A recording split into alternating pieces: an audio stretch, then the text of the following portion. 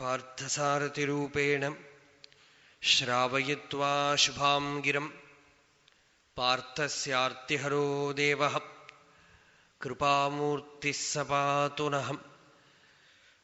ഹരി ഓം.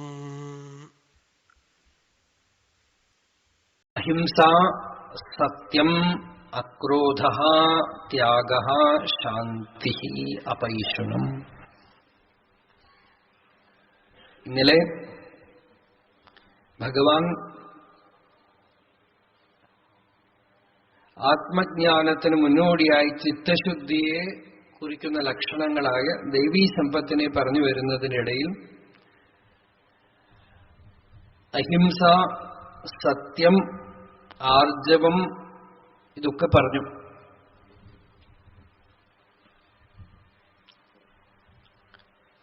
ദൈവീ സമ്പത്ത് എന്ന് പറയണത് ഒരു പുഷ്പത്തിന്റെ സുഗന്ധം പോലെ ഹൃദയത്തില് ഭഗവത് അനുഭവം വരുമ്പോ, ആത്മാനുഭവം വരുമ്പോ സ്വാഭാവികമായിട്ട് വരുന്ന പരിമളമാണ്.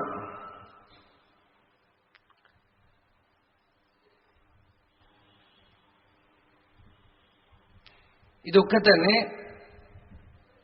ഒരു യോഗിയില്, ജ്ഞാനിയില് അഥവാ ഭക്തനില്, ഭാഗവതനില് കാണേണ്ട ലക്ഷണങ്ങളാണ്. ഇതിന്റെയൊക്കെ കുറവ് ആണ്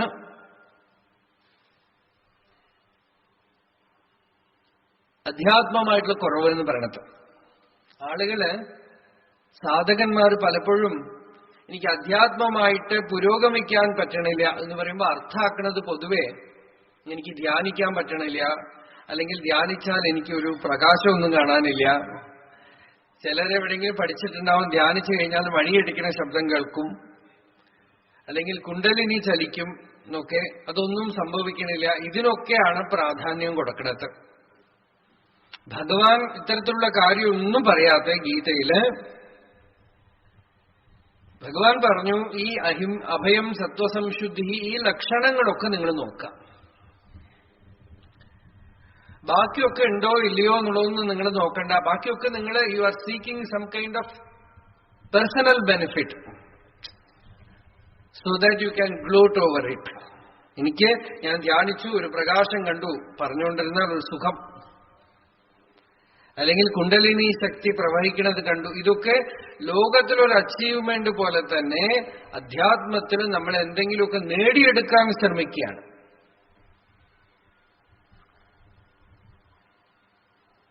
നിത്യസിദ്ധമായ വസ്തു നേടിയെടുക്കേണ്ടതല്ല. ഭഗവാൻ നേടിയെടുക്കേണ്ട വസ്തുവല്ല, നിത്യസിദ്ധമായ വസ്തുവാണ്. സ്വാത്മത്വേ സതി അനാപ്യത്വാത്, സ്വാത്മരൂപത്വേ സതി അനാപ്യത്വാത്. ആചാര്യസ്വാമികൾ പറഞ്ഞു, നിങ്ങൾക്ക് ആത്മാവിനെ നേടിയെടുക്കാൻ പറ്റില്ല. കാരണം ആത്മാവാണ് നിങ്ങളുടെ സ്വരൂപമാണത്, നിത്യസിദ്ധമാണ്. നമ്മൾ അതായിട്ട് തന്നെയാണ് ഇരിക്കുന്നത്, നമ്മൾ പൂർണ്ണമായിട്ട് തന്നെയാണ് ഇരിക്കുന്നത്. നമ്മൾ അന്വേഷിക്കുന്ന ഒരു അവസ്ഥ ഇപ്പൊ ഇല്ലാത്തതാണെങ്കിൽ ഫ്യൂച്ചറിൽ, ഭാവിയിൽ വന്നാൽ അത് പോയി പോകും. കാരണം ഇല്ലാത്തൊരു കാലം ഉള്ളതുകൊണ്ട് ഇനി ഇല്ലാത്ത കാലം വരുമല്ലോ. അതുകൊണ്ട് നിങ്ങൾ അന്വേഷിക്കുന്നതായ സത്യം നിങ്ങളിൽ മറ നീക്കി കാണാനുള്ളതേ ഉള്ളൂ. ഇത് ഭഗവാൻ മുൻപേ പറഞ്ഞതാണ്. അജ്ഞാനേന ആവൃതം ജ്ഞാനം തേന മുഹ്യന്തി ജന്തവഃ. ജ്ഞാനം എല്ലാവരുടെ ഉള്ളിലുണ്ട്. ജ്ഞാനം ആത്മാവിന്റെ സ്വരൂപമാണ്. ശാന്തി ആത്മാവിന്റെ സ്വരൂപമാണ്.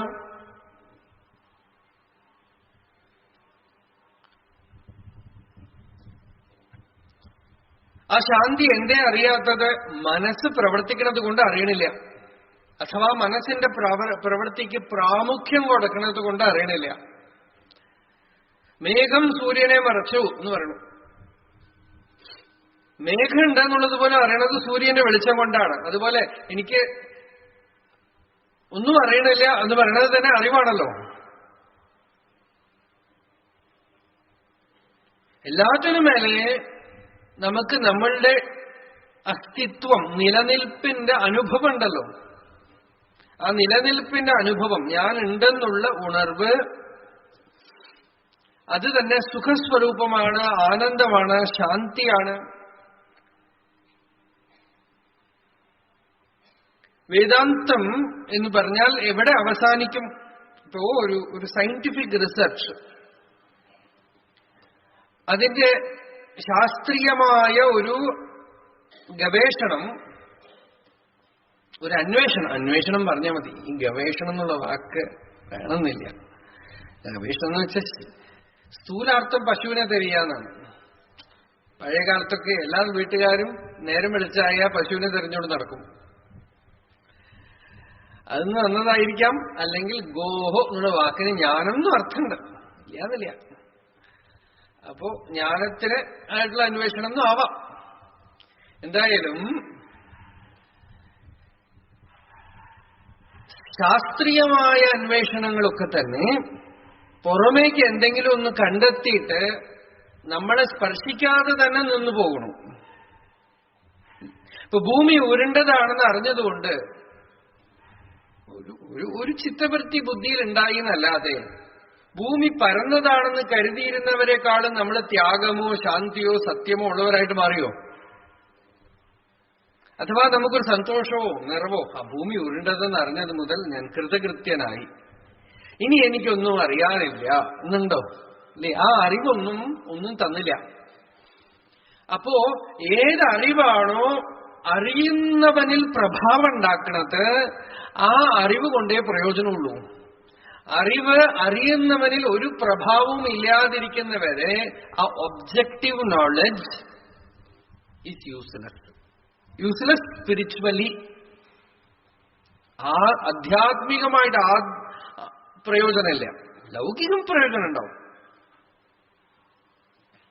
ലൗകികമായിട്ട് പ്രയോജനം ഉണ്ടാവും. ആധ്യാത്മികമായിട്ടുള്ള പ്രയോജനം ഉണ്ടാവുന്നത് അറിയുന്ന അറിവ് അറിയുന്നവനില് അതിന്റെ സ്വാധീനം ചെലുത്തണം.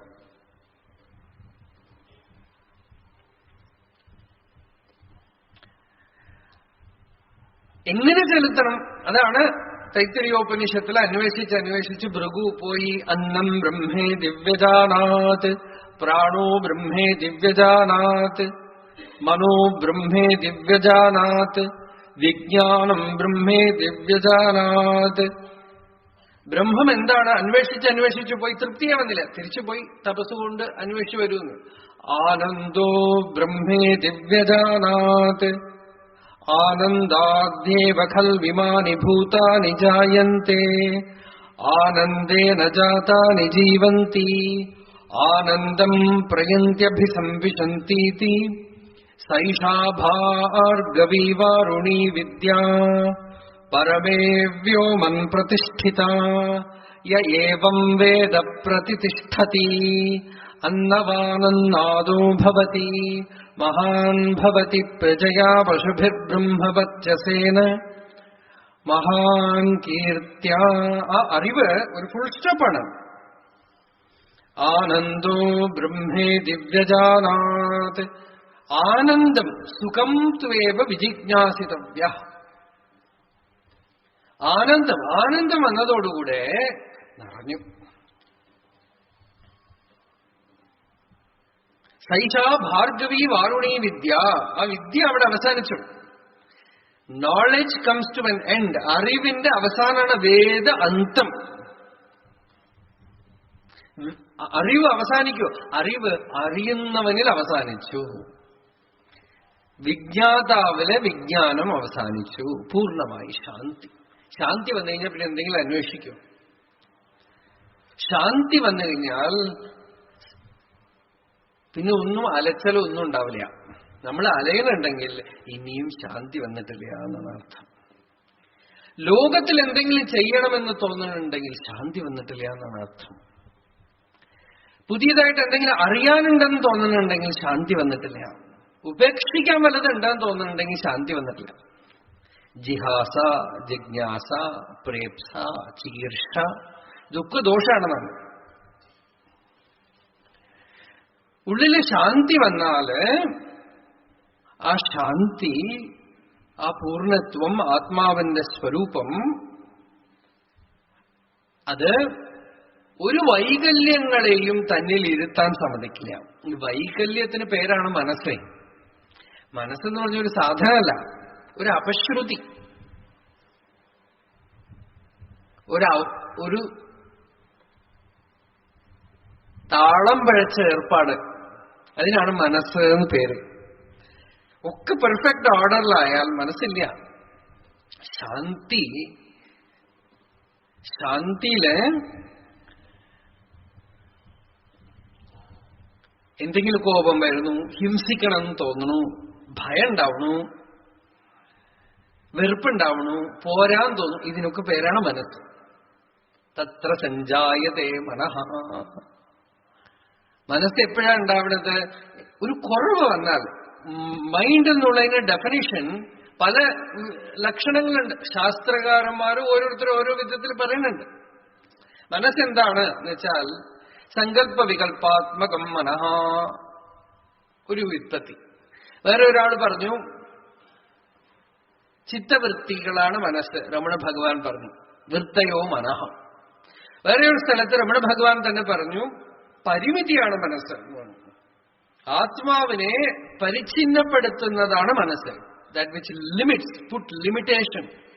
അഖണ്ഡമായിട്ടിരിക്കുന്ന വസ്തുവിനെ ശരീരമെന്നും മനസ്സെന്നും ഞാനെന്നും നീയെന്നും ഒക്കെ പരിമിതിപ്പെടുത്തുന്ന ലിമിറ്റേഷനാണ് മനസ്സ്. എങ്ങനെയോ ആവട്ടെ, നമുക്ക് ലക്ഷണം മുഖ്യമല്ല. എപ്പോ ശാന്തമായിട്ടിരിക്കുമ്പോ മനസ്സില്ല, അതാണ് ആത്മ. ആത്മാ എന്ന് പറയുന്നത് ചിലരൊക്കെ ചോദിക്കും, ഈ ആത്മാ എന്ന് പറയുന്നത് എന്ത് ഒരു വെളിച്ചം പോലെ വല്ലതൊക്കെ ഉണ്ടാവുള്ളില്ലേ? എന്താന്ന് വെച്ചാൽ സിനിമയിലൊക്കെ കണ്ടിട്ടുണ്ടാവുക ഒരു വിളക്കെങ്ങനെ പോണത്. അവർക്ക് വേറെ എങ്ങനെ കാണിക്കുമ്പാവും. അപ്പൊ ആത്മാന്ന് വെച്ചാൽ എന്താ? ഈ ആത്മസ്വരൂപം അത്തി എന്നുള്ളതാണ് അത്ര വ്യുത്പത്തി. സർവം അത്തി. അത്തി എന്ന് വെച്ചാല് മെഴുകണതെന്നർത്ഥം.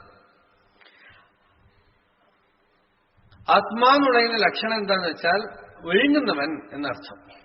എവിടെ വിഴുങ്ങണു എന്ന് വെച്ചാൽ സുഷുപ്തിയിൽ ദിവസം ഉറങ്ങുമ്പോ എല്ലാത്തിനും വിഴുങ്ങിക്കളഞ്ഞിട്ട് താൻ മാത്രമായിട്ടിരിക്കും അല്ലേ?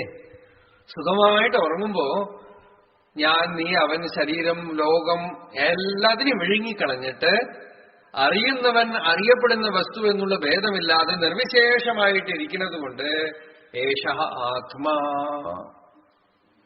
ജാഗ്രതത്തിൽ അതേപോലെ ഒരു വിശേഷവും ഉപാധിയും ഇല്ലാതെ നിർവിശേഷ ചൈതന്യമായിട്ട് നിർവിശേഷമായിട്ട് ശാന്തി മാത്രമായിട്ടിരുന്നാൽ അതിന് ആത്മാന്ന് പേര്. അതില് കോപം, കാമം, അസൂയ, ഞാൻ, നീ, അവൻ. ഒരാൾ ചോദിച്ചു എന്താ സമാധി എന്ന് പറഞ്ഞ അവസ്ഥ എന്താ? സമാധി എന്ന് വെച്ചാൽ എപ്പോ ഞാൻ, നീ, അവൻ ഒന്നുമില്ലയോ അത് സമാധി. നിങ്ങൾ ഞാൻ, നീ, അവൻ ഒന്നുമില്ല, നീ ഉറങ്ങണമില്ലെങ്കിൽ സമാധി. ഞാൻ, നീ, അവൻ ഒന്നുമില്ല, നിനക്ക് അറിഞ്ഞിട്ടില്ലെങ്കിൽ ഉറക്കം. ഉണർവോടെ ഇരിക്കണു. ത്വമഹമിതമിതീയം കൽപ്പനാ ബുദ്ധിദോഷാത് പ്രഭവതി പരമാത്മനി അദ്വയേ നിർവികൽപേ പ്രവിലസതി സമാധോ അസ്യ സർവോ വികൽപഃ വിലയനമുപഗച്ഛേത്. വസ്തുതത്വാവദൃഷ്ട്യ ആത്മതത്വ ദർശനം കൊണ്ട് എപ്പോ ഞാൻ, നീ എന്നുള്ള ഭേദമൊന്നുമില്ലാതെ ശാന്തി ഇരിക്കണോ അതിന് സമാധി എന്ന് പേര്. സമാധി ആത്മാ. ശങ്കരാചാര്യർ പറഞ്ഞത് സമാധി ഒരു സ്റ്റേറ്റ് അല്ല, സമാധി ആത്മാ. സമാധി ആത്മാവാണെന്നാണ്, അത് ആത്മസ്വരൂപമാണ്. അപ്പോ ആ ശാന്തിയില് എപ്പോഴാണ് ഒരു ഭഞ്ജനം വരുന്നത്? വികൽപ്പം എന്ന് പറയണം. എന്താ ഈ വികൽപ്പം എന്ന് വെച്ചാൽ കോപം വന്നു, അവൻ വന്നു, ഇവൻ വന്നു എന്ന് തോന്നി. സമാധാനമായിട്ടിരിക്കുമ്പോ എന്തോ ഒരു ഡിസ്റ്റർബൻസ് ഉണ്ടായി, എന്തിനെയോ കുറിച്ചൊരു വിഷമം ഉണ്ടായി അല്ലേ? ആ വിഷമത്തിനാണ് വികൽപ്പം എന്ന് പേര്. ആ അധ്യാത്മ സാധന എന്താ? ഈ വികൽപ്പം വരുമ്പോ എടുത്ത് പുറത്തു കളയണം എങ്ങനെയെങ്കിലുമൊക്കെ. സത്സംഗം കൊണ്ടോ ഭക്തി കൊണ്ടോ ഭഗവാന്റെ അടുത്ത് കരഞ്ഞിട്ടോ ആത്മവിചാരം ചെയ്തിട്ടോ ജപം ചെയ്തിട്ടോ ധ്യാനിച്ചിട്ടോ എങ്ങനെയാണെന്ന് വെച്ചാൽ ഈ വികൽപ്പത്തിനെടുത്ത് പുറത്തു കളഞ്ഞിട്ട് ശാന്തിയായിട്ടിരിക്കുമ്പോ ചാലയേത്. ശാന്തിയായിട്ടിരിക്കുമ്പോൾ നിങ്ങൾ ഒരു സാധനയും ചെയ്യണ്ട, മിണ്ടാതിരിക്കൂ. ശാന്തിയായിരിക്കുമ്പോ പിന്നെന്ത് ചെയ്യാം? അശാന്തി ഉണ്ടോ അത് നിവർത്തിപ്പിക്കാനുള്ള ഉപായങ്ങളെ അന്വേഷിക്കുന്നതാണ് അധ്യാത്മം. ശാന്തി ഉണ്ടോ ഒന്നും വേണ്ട, സമാധാനം ഉണ്ടോ ഒന്നും വേണ്ട.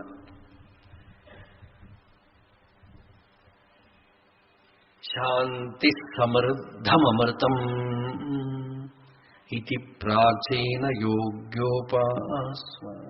ശ്രുതി പറഞ്ഞു, ഹേ പ്രാചീന യോഗ്യ, ബ്രഹ്മത്തിനെ സമൃദ്ധമായ ശാന്തി എന്ന് ഉപാസിക്കൂ. സമൃദ്ധമായ ശാന്തി എന്ന് ഉപാസിക്കൂ, അമൃതമെന്ന് ഉപാസിക്കൂ എന്ന്. ആട്ടെ, അപ്പോ ആ ശാന്തിക്ക് ഒരു ഭംഗം വരണതാണ് ഈ ദോഷങ്ങൾ ഇപ്പൊ പറഞ്ഞു വന്നത്. ഈ ദോഷം ഓരോന്നായി നിവർത്തിപ്പിക്കാം, എങ്ങനെ വേണമെങ്കിൽ ആവാം. ഓരോരുത്തർക്കും ഓരോ സാധനയാണ്.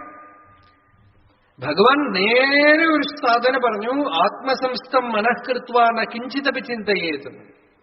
മനസ്സിനെ ആത്മാവിൽ നിർത്തിയിട്ട് ഒരു ചിത്തവൃത്തികളും ഉണരാൻ അനുവദിക്കാതെ നിശ്ചിന്തനായിട്ട് തൂഷ്ണീമാസ്വ.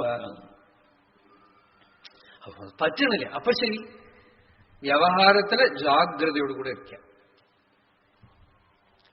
അധ്യാത്മ ജീവിതത്തില് കോംപ്രമൈസേ ഇല്ല. സ്പിരിച്വൽ ലൈഫില് ഞാൻ അധ്യാത്മമാണ്, ധ്യാനം, യോഗം ഒക്കെ ചെയ്യണു എന്ന് പറഞ്ഞിട്ട് ഹിംസ, ദ്വേഷം, തോന്നിയ പോലെയുള്ള ജീവിതം, ഡിസോർഡർലി ലൈഫ്, വെറുപ്പ്, ചണ്ട കൂടല്, ചതിക്കല്, രണ്ടിനും കണക്ഷനേ ഇല്ല.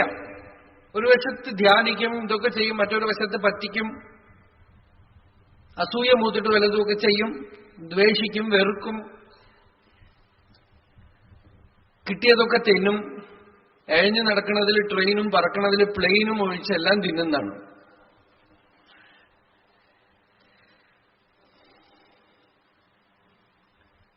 ഇതൊക്കെ നിവർത്തിപ്പിക്കാനാണ് ഇവിടെ ഭഗവാൻ ഈ ലക്ഷണങ്ങൾ, ദൈവീ സമ്പത്തിനെയൊക്കെ പറഞ്ഞു. എന്ന് വെച്ചാൽ നമ്മള് കണ്ണാടിയാണ് ഇതൊക്കെ, ഇങ്ങനെ എടുത്തു നോക്കാം. നമ്മൾ ദോഷമുണ്ടോ ആ ദോഷമൊക്കെ നിവർത്തിപ്പിച്ചോളണം. എങ്ങനെ നിവർത്തിപ്പിക്കും അറിയില്ല. മഹാത്മാക്കളൊക്കെ അവരുടെ ഗ്രന്ഥങ്ങളിലൊക്കെ കാണിച്ചിട്ടുള്ള ഒരു വഴി എന്താന്ന് വെച്ചാൽ കരയാം. ഭഗവാന്റെ അടുത്ത് കണ്ണീര്, രാമകൃഷ്ണ പരമഹംസർ പറയും കണ്ണീര് വളരെ ബലമുള്ളതാണെന്ന്. ഭക്തിമാർഗത്തിലുള്ളവർക്ക് ഈശ്വരന്റെ അടുത്ത് നമ്മളിലുള്ള ദോഷത്തിനെ ഈശ്വരന്റെ അടുത്ത് പറഞ്ഞ് കരഞ്ഞ് കരഞ്ഞ് കരഞ്ഞ് കരഞ്ഞ് കരയുമ്പോ ഈ എന്താണ് ക്രിസ്തു പറഞ്ഞില്ലേ, മുട്ടുവിൻ തുറക്കപ്പെടും. ഈ കരച്ചിൽ എന്താന്ന് വെച്ചാൽ ഉള്ളിൽ മുട്ടുകയാണേ, മുട്ടുമ്പോ അവിടെ തുറക്കും. കരയാന്ന് പറയുന്നത് ഒരു ദൗർബല്യല്ലേ എന്ന്. നമ്മൾ ജനിക്കുമ്പോ ആദ്യം ചെയ്ത കാര്യമാണ്. ജനിക്കുമ്പോ ആരെങ്കിലും A4 ആപ്പിൾ എന്ന് പറഞ്ഞ് ജനിച്ചിട്ടുണ്ടോ? ജനിക്കുമ്പോ ആരെങ്കിലും അമ്മ അച്ഛന്ന് വിളിച്ചിട്ട് ജനിച്ചോ? ഒന്നുമില്ല അല്ലേ? കരഞ്ഞു. കരയുമ്പോ ആരുടെ അടുത്ത് കരഞ്ഞു അതും അറിയില്ല. കരഞ്ഞു, അത്ര തന്നെ. ഇന്ന ആളെന്നൊന്നുമില്ല, അച്ഛനില്ല, അമ്മയില്ല, ഒന്നും അറിയില്ല കുട്ടിക്ക്. കരഞ്ഞു, എവിടുന്നോ ആശ്വാസം വന്നു. അതിനുവേണ്ട ഏർപ്പാടൊക്കെ ഈശ്വരൻ ചെയ്തിട്ടുണ്ട്. ഭഗവാൻ എവിടെ ദുഃഖമുണ്ടോ അവിടേക്ക് ആശ്വാസം വരും. അപ്പോ ഈശ്വരന്റെ അടുത്ത് നമ്മളുടെ ഉള്ളിലുള്ള ദോഷം, നമ്മളുടെ ഉള്ളിലുള്ള കുറവുകള്, പരിമിതികളെ അങ്ങോട്ട് എക്സ്പോസ് ചെയ്ത് അന്തര്യാമിയുടെ അടുത്ത് അങ്ങോട്ട് പറയുക. അതാണ് ഭക്തി. ഇപ്പൊ അഭയം, ഭയമുണ്ടോ? ഭയത്തിനെ അദ്വൈതജ്ഞാനം കൊണ്ട് നിവർത്തിപ്പിച്ചുകൊള്ളുക. ഭയം ദ്വിതീയാഭിനിവേശതസ്യാത്. വയ്യല്ലോ, ബുദ്ധിക്ക് അത്ര ഫലമില്ല, മനസ്സിലാവണില്ല എന്ന് പറഞ്ഞാൽ യാഥാർത്ഥ്യാത് ത്വന്മയസ്യേവ ഹി മമന വിഭോ വസ്തുതോ ബന്ധമോക്ഷോ മായാവിദ്യാതനുഭ്യാം തവ തു വിരചിതൗ സ്വപ്നബോധോപമൗ തൗ ബദ്ധേ ജീവദ്വിമുക്തിം ഗതവതി ച ഭിതാ താവതി താവദേകാം ഭുങ്ക്തേ ദേഹദ്രുമസ്ഥഃ വിഷയഫലരസാന്നപരോ നിർവ്യഥാത്മാ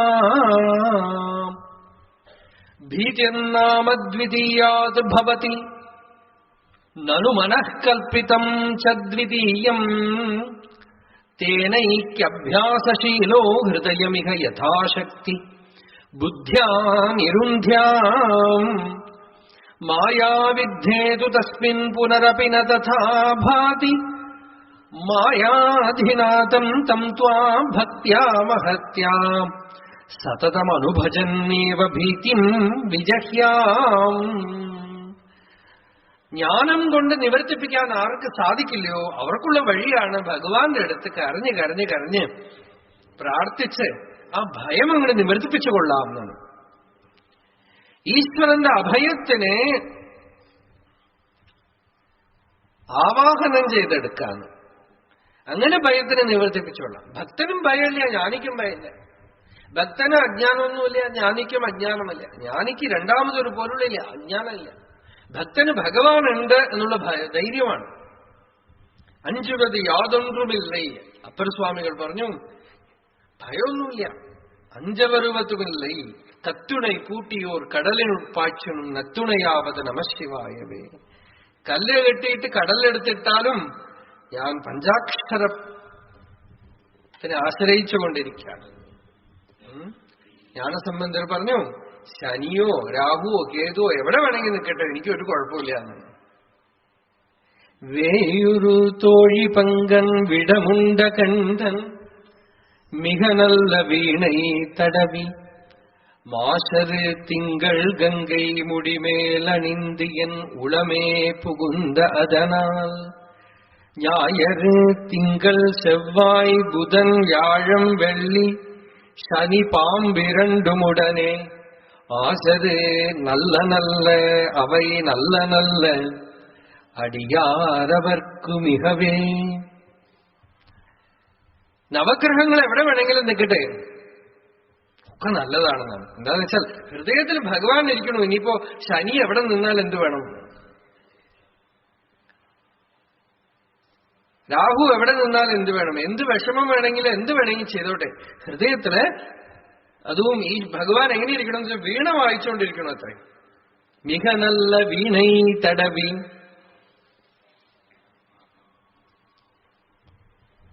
അപ്പൊ ഭക്തനും ഭയമൊന്നുമില്ല. ഹൃദയത്തില് ദൈവീയ ഗുണങ്ങളെ കൊണ്ടുവരുന്നതാണ് ഭക്തി.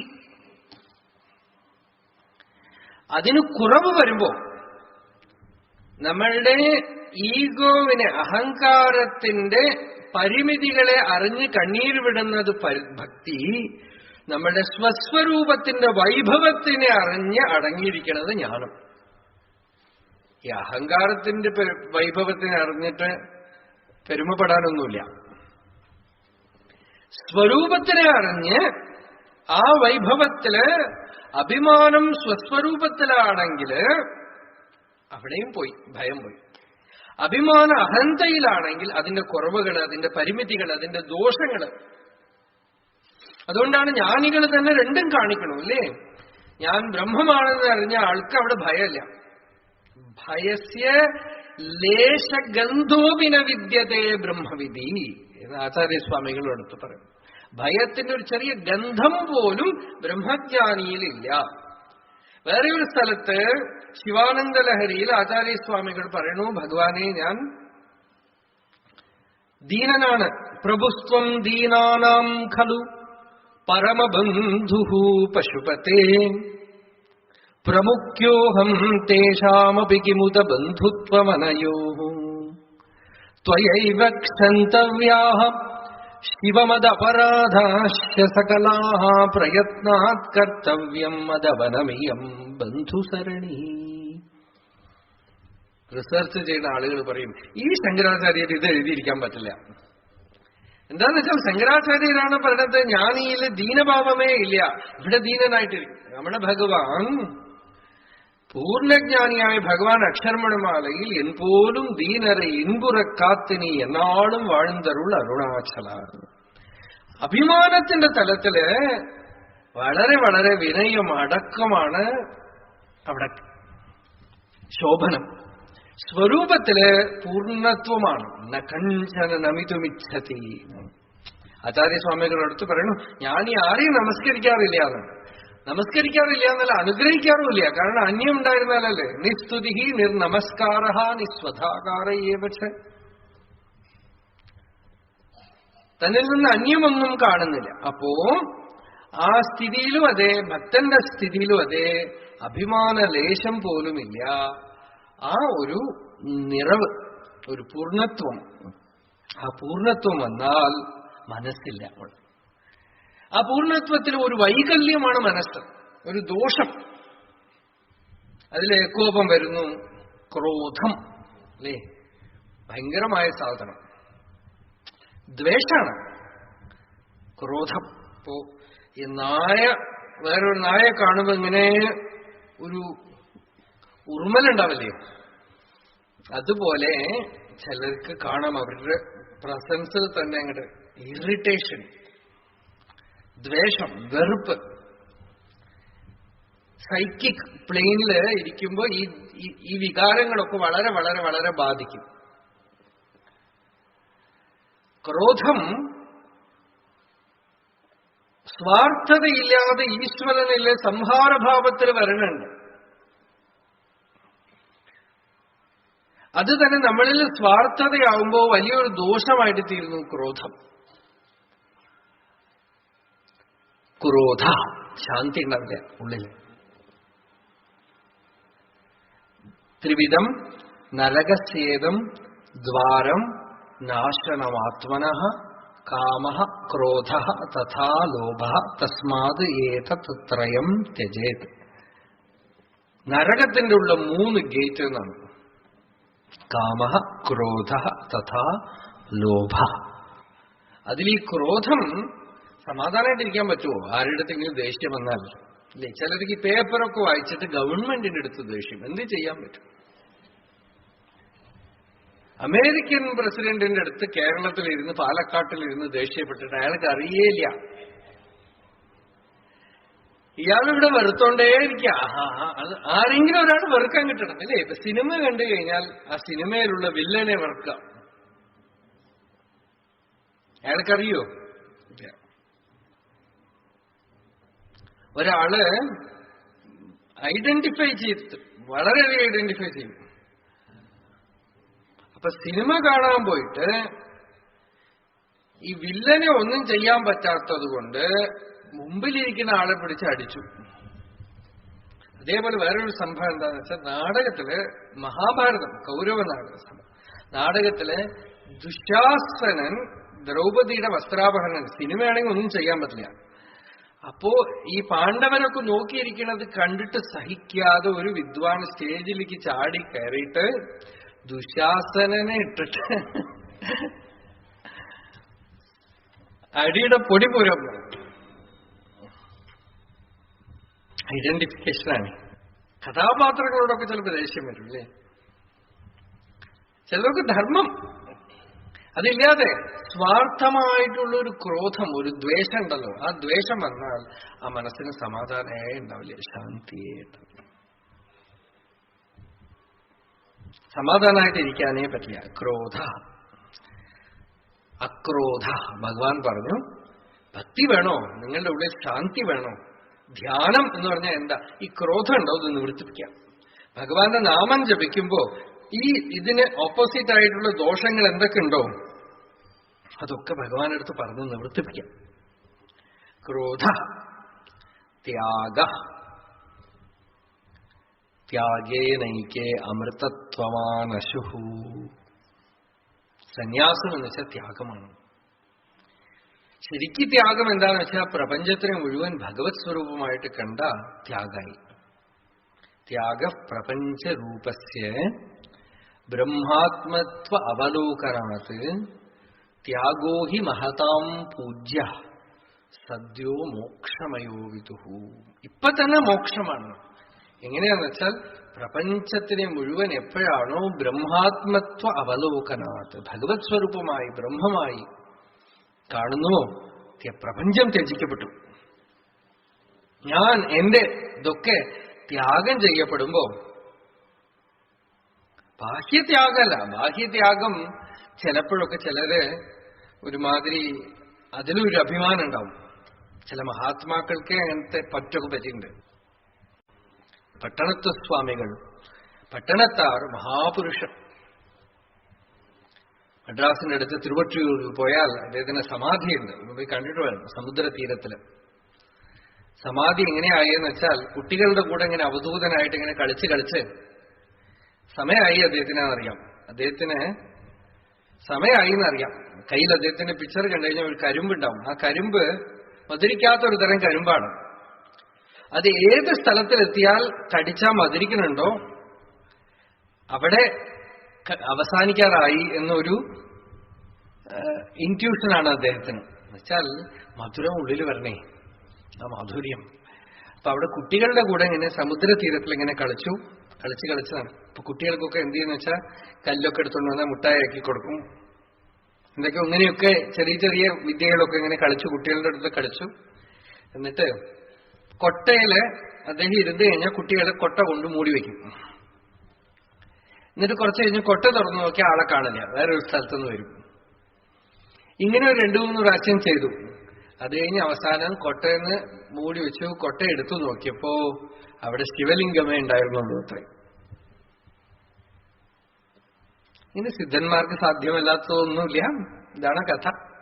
എങ്കിലും നിങ്ങൾ അവിടെ പോയാൽ ആ സാന്നിധ്യം വളരെ പ്രബലമാണ്. സന്നിധി ഇപ്പോഴും വലിയൊരു വ്യവസ്ഥയൊന്നും അവിടെ വന്നിട്ടില്ല. പട്ടണത്ത് സ്വാമികൾ തിരുവങ്കാട് ചെട്ടിയാർ എന്ന പേര് മഹാജമീന്ദാർ, വലിയ പണക്കാരൻ. കുട്ടികളില്ലായിരുന്നു. അദ്ദേഹത്തിന്റെ പത്നിയും ജ്ഞാനകലയും പേര് വലിയ ഭക്തയായിരുന്നു. അവർക്ക് കുഞ്ഞുങ്ങളില്ല.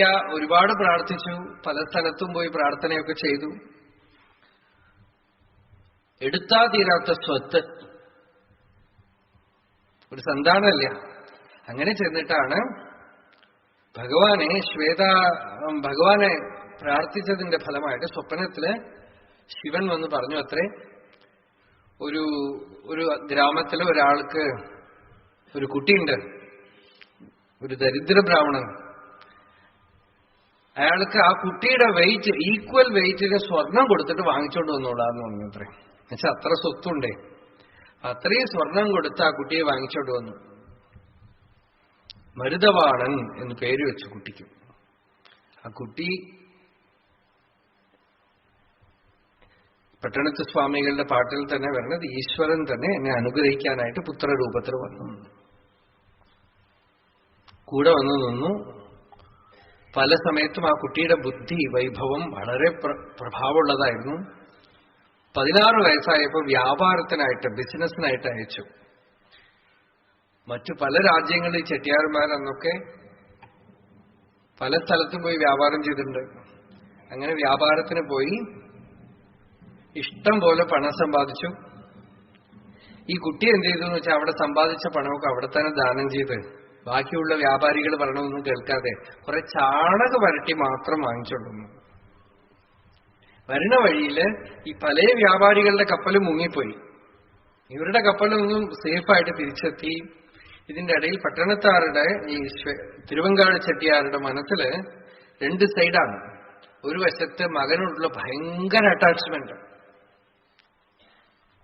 അറ്റാച്ച്മെന്റ് കാരണം മകൻ പോയല്ലോ വ്യാപാരത്തിന് പോയല്ലോ, വന്നില്ലല്ലോ, വിഷമിച്ചുകൊണ്ടേയിരിക്കുന്നുണ്ട്. അവിടെ പോയി ബിസിനസ്സൊക്കെ കഴിഞ്ഞ് തിരിച്ചു വരണു എന്ന് ന്യൂസ് കിട്ടിയപ്പോ സന്തോഷമായി. വഴിയിൽ ഇവരുടെ കപ്പലൊക്കെ കടലിൽ മുങ്ങി എന്നുള്ള വാർത്തയും കിട്ടി. അപ്പൊ വല്ലാത്ത വിഷമായി. ഇവരുടെ കപ്പൽ മാത്രം മുങ്ങിയിട്ടില്ല, സേഫായിട്ട് വരണ്ടെന്ന് അറിഞ്ഞപ്പോ വലിയ സന്തോഷമായി. ഇതൊക്കെ പട്ടണത്ത് സ്വാമികൾ തന്നെ പറഞ്ഞു. ഇരുമ്പിനെ തീയിലിട്ട് വെള്ളത്തിൽ മുക്കി അടിക്കാം. ഇതുപോലെ ഈശ്വരൻ ചെയ്തു എന്നാണ്. അവസാനം എല്ലാം സേഫായിട്ട് വന്നു. കുട്ടിയെ കെട്ടിപ്പിടിച്ചു, ചുംബിച്ചു, വളരെ സന്തോഷമായി. എല്ലാം കഴിഞ്ഞ് ആദ്യത്തെ എക്സൈറ്റ്മെന്റ് ഒക്കെ കഴിഞ്ഞിട്ട് വ്യാപാര കാര്യത്തിലേക്ക് വന്നപ്പോ മറ്റു വ്യാപാരികളൊക്കെ പറഞ്ഞു, നിങ്ങളുടെ മകന് ബുദ്ധിയില്ല, ഒക്കെ വിറ്റ് പണമൊക്കെ ദാനം ചെയ്ത് ചാണക വരട്ടിയാ കൊണ്ടുവന്നിരിക്കുന്നത്, ചോദിച്ചാ എന്താ ഇതേ അവസാനം പ്രയോജനപ്പെടുള്ളൂ എന്ന് പറയണു. ദേഷ്യം വന്നു. ആദ്യത്തെ പ്രിയം അറ്റാച്ച്മെന്റ് ഒക്കെ കഴിഞ്ഞു ക്രോധ. കുട്ടിയെ ചീത്ത പറഞ്ഞു, നിന്ദിച്ചു. കുട്ടി അങ്ങനെ ചിരിച്ചുകൊണ്ട് അമ്മയുടെ അടുത്തേക്ക് ഓടിപ്പോയി. കുട്ടി അമ്മയുടെ അടുത്ത് ഓടിപ്പോയപ്പോ ദേഷ്യം വന്ന് ചാക്കൊക്കെ തുറന്നു നോക്കി, ഒക്കെ ചാണകം വരട്ടിയെടുത്ത് എറിഞ്ഞു. എറിഞ്ഞപ്പോ അതിനകത്തൊക്കെ നല്ല മരതകത്തിന്റെ ഡയമണ്ട്സ്. അപ്പോ സന്തോഷം. മകന്റെ ബുദ്ധി എന്താ ഒക്കെ സേഫ് ആയിട്ട് ചാണകവരട്ടിയിൽ വെച്ച് കൊണ്ടുവന്നിരിക്കണോ, സന്തോഷം, എക്സൈറ്റ്മെന്റ്. എവിടെ എന്റെ മകൻ എന്നൊന്ന് കെട്ടിപ്പിടിക്കാനായിട്ട് പോവാണ്. അവിടെ പോകുമ്പോ മകൻ അവിടെ ഇല്ല. ഭാര്യ പറഞ്ഞു, അവൻ എന്റെ അടുത്ത് ഒരു പെട്ടി തന്ന് നിങ്ങളുടെ അടുത്ത് കൊടുക്കാൻ പറഞ്ഞു, എവിടെ പോയി അറിഞ്ഞില്ല എന്ന് പറഞ്ഞു. പെടിയായി. പെട്ടി തുറന്നു നോക്കുമ്പോ ഒരു ഓല അതിൽ എഴുതിയിട്ടുണ്ട്, കഷ്ടം, എത്ര അറ്റാച്ച്മെന്റ് ആണ് നിങ്ങൾക്ക്, എത്ര ആസക്തിയാണ് സമ്പത്തിനോടും എന്നോടും പല വസ്തുക്കളോടും. ഒരു പൊട്ടിപ്പോയ സൂചി, തയ്യൽ സൂചി, അതില് നൂല് കോർക്കാൻ പോലും പറ്റില്ല. അതുപോലും എന്നുവെച്ചാൽ ഈ ഒരു ഉപയോഗമില്ലാത്ത ഈ സൂചി പോലെയാണ് നിങ്ങളുടെ സമ്പത്തൊക്കെ. കാതത്ര ഊശിയും വാരാതെ കാൺ കടവഴിക്കേ. ലാസ്റ്റിൽ ഇതുപോലും കൊണ്ടുപോകാൻ വയ്യ. ഇത്രയും ചേർത്ത് വെച്ചിട്ട് എന്താപ്പോ? അല്ല വലിയ വലിയ മാളിക കെട്ടണോ, ആരോ ഇരിക്കണോ, ഇവര് പോയി എവിടെയോ എന്തൊക്കെയോ കെട്ടിവെക്കണോ, എവിടെയോ പോകുന്നു. യൂസ്ലെസ് ആണ് അല്ലേ? സന്യാസികളായാലും ഈ ഭ്രമമൊന്നും പോണില്ല. ആശ്രമം എന്ന് വെച്ചാൽ ചെറുതൊന്നും പോരാ, ഒരുപാട് വലുത് വേണം. അത് കഴിഞ്ഞാൽ സ്വാമിയുടെ കാലം കഴിഞ്ഞാലോ ഷണ്ഡാബഹളം അല്ലേ? നമുക്ക് ഈ ഭ്രമം പോണേയില്ല. ഈ പൊട്ടിയ സൂചി പോലും നിങ്ങൾക്ക് പ്രയോജനപ്പെടില്ല എന്ന് പറഞ്ഞിട്ട് ആ കുട്ടി എവിടെയോ പോയി. അന്വേഷിച്ച് നോക്കി കിട്ടിയില്ല. അപ്പോഴാണ് തോന്നുന്നത് ഈശ്വരൻ തന്നെ എനിക്ക് വൈരാഗ്യം തരാനായിട്ട് ചീത്ത താണെന്ന് പറഞ്ഞിട്ട് എല്ലാ വസ്ത്രമൊക്കെ വലിച്ചെറിഞ്ഞ് കൗപീനധാരിയായി ഇറങ്ങി. ആ ക്ഷണം വൈരാഗ്യം. വൈരാഗ്യം വന്നെന്ന് വെച്ചാൽ ആലോചനയൊന്നുമില്ല. വീട്ടിലെ ഒരു മാനേജർ ഉണ്ട്, അയാൾ വന്ന് ചോദിച്ചു, അയ്യോ ഈ സ്വത്തൊക്കെ ഞാൻ എന്ത് ചെയ്യും, എടുത്താ തീരാത്ത സ്വത്ത്, എടുത്ത് തെരുവിലെറിയുക എന്ന് പറഞ്ഞു. അത്രയും. ഇതൊക്കെ ഇന്ന അമ്പലത്തിലേക്ക് ഇന്ന ആശ്രമത്തിലേക്കൊന്നും എഴുതി വെച്ചിട്ട് പോയില്ല. എടുത്ത് തെരുവിലെറിയ വേണ്ടവർ പെറുക്കിക്കൊണ്ടുപോട്ടെ എന്ന് പറഞ്ഞു. അങ്ങനെയാണ് പോയത്. പോയി ഏതോ ഒരു പൊളിഞ്ഞ അമ്പലത്തിൽ ചെന്നിരുന്നു. പട്ടണത്തെ സ്വാമികൾക്ക് തലയ്ക്ക് സുഖമില്ല എന്ന് നാട് മുഴുവൻ പരന്നു. അവരുടെ സഹോദരി വളരെ വിഷമിച്ച്, എന്നുവെച്ചാൽ ഈ കുലീനതയെ, വലിയ കുലത്തിൽ ജനിച്ചതുകൊണ്ട് തന്റെ ഏട്ടൻ നാട്ടിൽ പിച്ചതുണ്ടെന്നത് കണ്ടിട്ട് സഹിക്കാൻ വയ്യാതെ ഈ അപ്പത്തിൽ വിഷം വെച്ചിട്ട് കൊടുത്തു. അരിച്ചു പോയാലും വേണ്ടില്ല എന്നാണ്. അതെടുത്തിട്ട് തൻ വിനൈ തന്നെ ചുടും ഓട്ടപ്പം വീട്ടൈ ചുടും എന്ന് പറഞ്ഞിട്ട് ഓട്ടിന്റെ മേലേക്ക് എറിഞ്ഞു. അത്രയും വീട് തന്നെ കത്തിപ്പോയി എന്നാണ് കഥ. രാജാവ് വന്ന് കാണാമെന്ന്. സ്വാമികളൊന്നും ശ്രദ്ധിച്ചതേയില്ല, കാൽമേൽ കാലിട്ട് മിണ്ടാതിരിക്കുകയാണ്. രാജാവ് ചോദിച്ചു, ഇത്രയൊക്കെ വിട്ടിട്ട് വന്നപ്പോ നിങ്ങൾക്ക് എന്ത് കിട്ടി എന്ന് ചോദിച്ചു. എല്ലാം ഉപേക്ഷിച്ച്, ഇത്രയും സമ്പത്ത് ഉപേക്ഷിച്ച് നിങ്ങൾക്ക് എന്ത് കിട്ടി? നീ നിൽക്ക നാൻ ഇരുക്ക എന്ന് പറഞ്ഞു. അത്രേ. അല്ലെങ്കിൽ നീ ഗംഭീരായിട്ടിരിക്കും, ഞാൻ എന്റെ മുമ്പിൽ ഒന്ന് ഓച്ചാനിച്ച് നിൽക്കണം. ഇപ്പൊ പൊസിഷൻ മാറിയത് കണ്ടില്ലേ? നീ ഓച്ചാനിച്ച് നിൽക്കണം, ഞാൻ സുഖമായിട്ടിരിക്കണം. അതാണ് ആഗ്രഹമില്ലാത്തവന്റെ സ്വാതന്ത്ര്യം. ഒരാഗ്രഹമില്ലാത്തവന്റെ സ്വാതന്ത്ര്യം.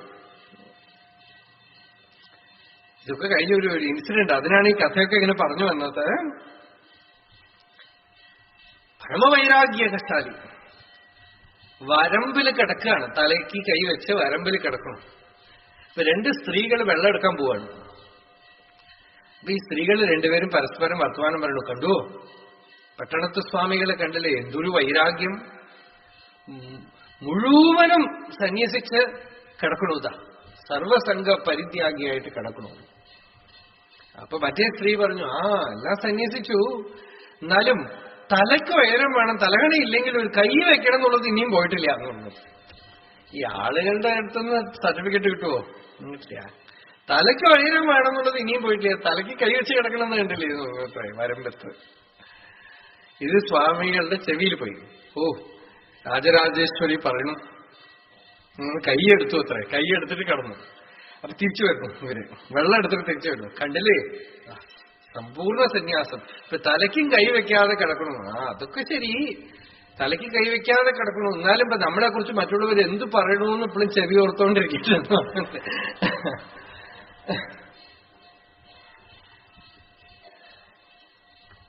ലോകം കിം കരിഷ്യതി ജനഃ ബഹുജൽപഃ. സർവജന പരിതോഷകരോ ഉപായോ ന വിദ്യത്തെ.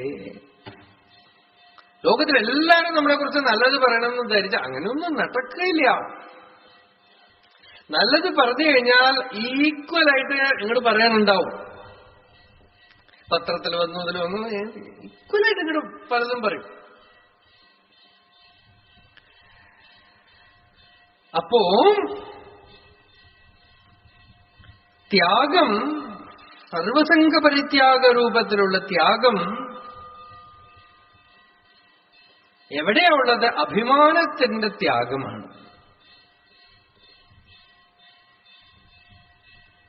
ധർമ്മം തന്നെ ത്യാഗമാണ്. അതായത് നമ്മൾ ഇരിക്കുന്ന വ്യവഹാരത്തിൽ നമ്മളുടെ ധർമ്മവും കർമ്മവും ഒക്കെ ചെയ്തുകൊണ്ടിരിക്കുന്ന സ്ഥലത്ത് തന്നെ നിങ്ങൾ ഇതൊന്നും ഉപേക്ഷിക്കൊന്നും വേണ്ട. ഈ ദൈവീ സമ്പത്തിനൊക്കെ വളർത്താൻ നോക്കിയാൽ മതി. ഇന്നുപോലും അതിനെക്കുറിച്ച് സംവാദം ഉണ്ടായി.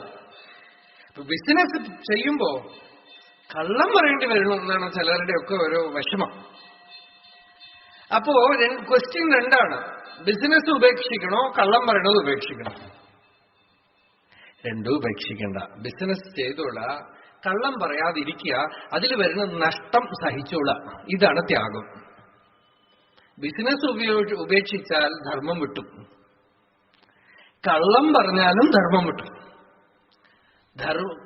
ധർമ്മം ചെയ്തോള, അതില് ഈ ദൈവീ സമ്പത്തിനെ കൊണ്ടുവരിക, അതിലെന്ത് നഷ്ടമാണ് വരണമെന്ന് വെച്ചാൽ സഹിച്ചോള.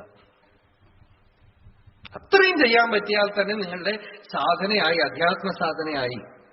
അല്ലാതെ ബിസിനസ് ഉപേക്ഷിക്കുകയോ നിങ്ങളുടെ കർമ്മം ഉപേക്ഷിക്കുകയോ ഒന്നും വേണ്ട.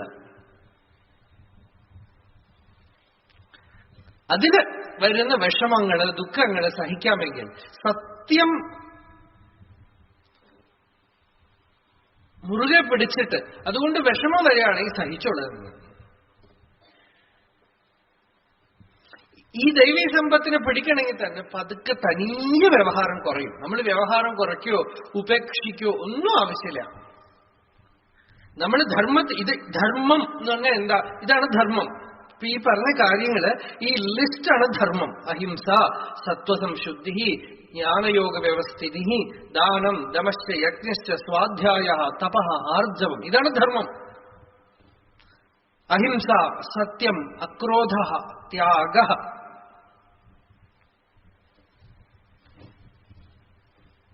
അതിൽ നിൽക്കുമ്പോ എന്തൊക്കെ വിഷമം വരണോ അത് സഹിക്കണതുണ്ടല്ലോ, അത് ധർമ്മമാണ്. അതിന് കുറെ വിഷമമുണ്ടല്ലോ, വിഷമിക്കാതെ നടക്കുവോ? ആ വിഷമം തന്നെയാണ് തപസ്. ഒരു മഹാത്മാവിന്റെ അടുത്ത് ആരോ ചോദിച്ചു, ദാനം എപ്പോ ശരിയായ ദാനമായി? നമ്മൾ ദാനം എന്നൊരു വാക്ക് പറഞ്ഞല്ലോ, അപ്പൊ ഇപ്പൊ എനിക്ക് അത് ഓർമ്മ വരികയാണ്. അദ്ദേഹം പറഞ്ഞത് വളരെ വളരെ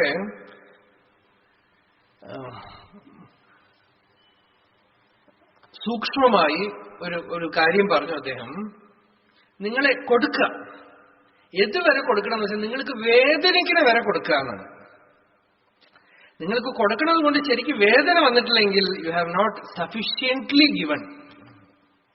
എന്നുവെച്ചാൽ നിങ്ങൾക്ക് ഉള്ളില് എന്റെ ഏറ്റവും ഇഷ്ടപ്പെട്ടത് പോകുമ്പോഴാണല്ലോ വേദന വരിക. അവിടെയാണ് ദാനം എഫക്റ്റീവ് ആവുന്നത്.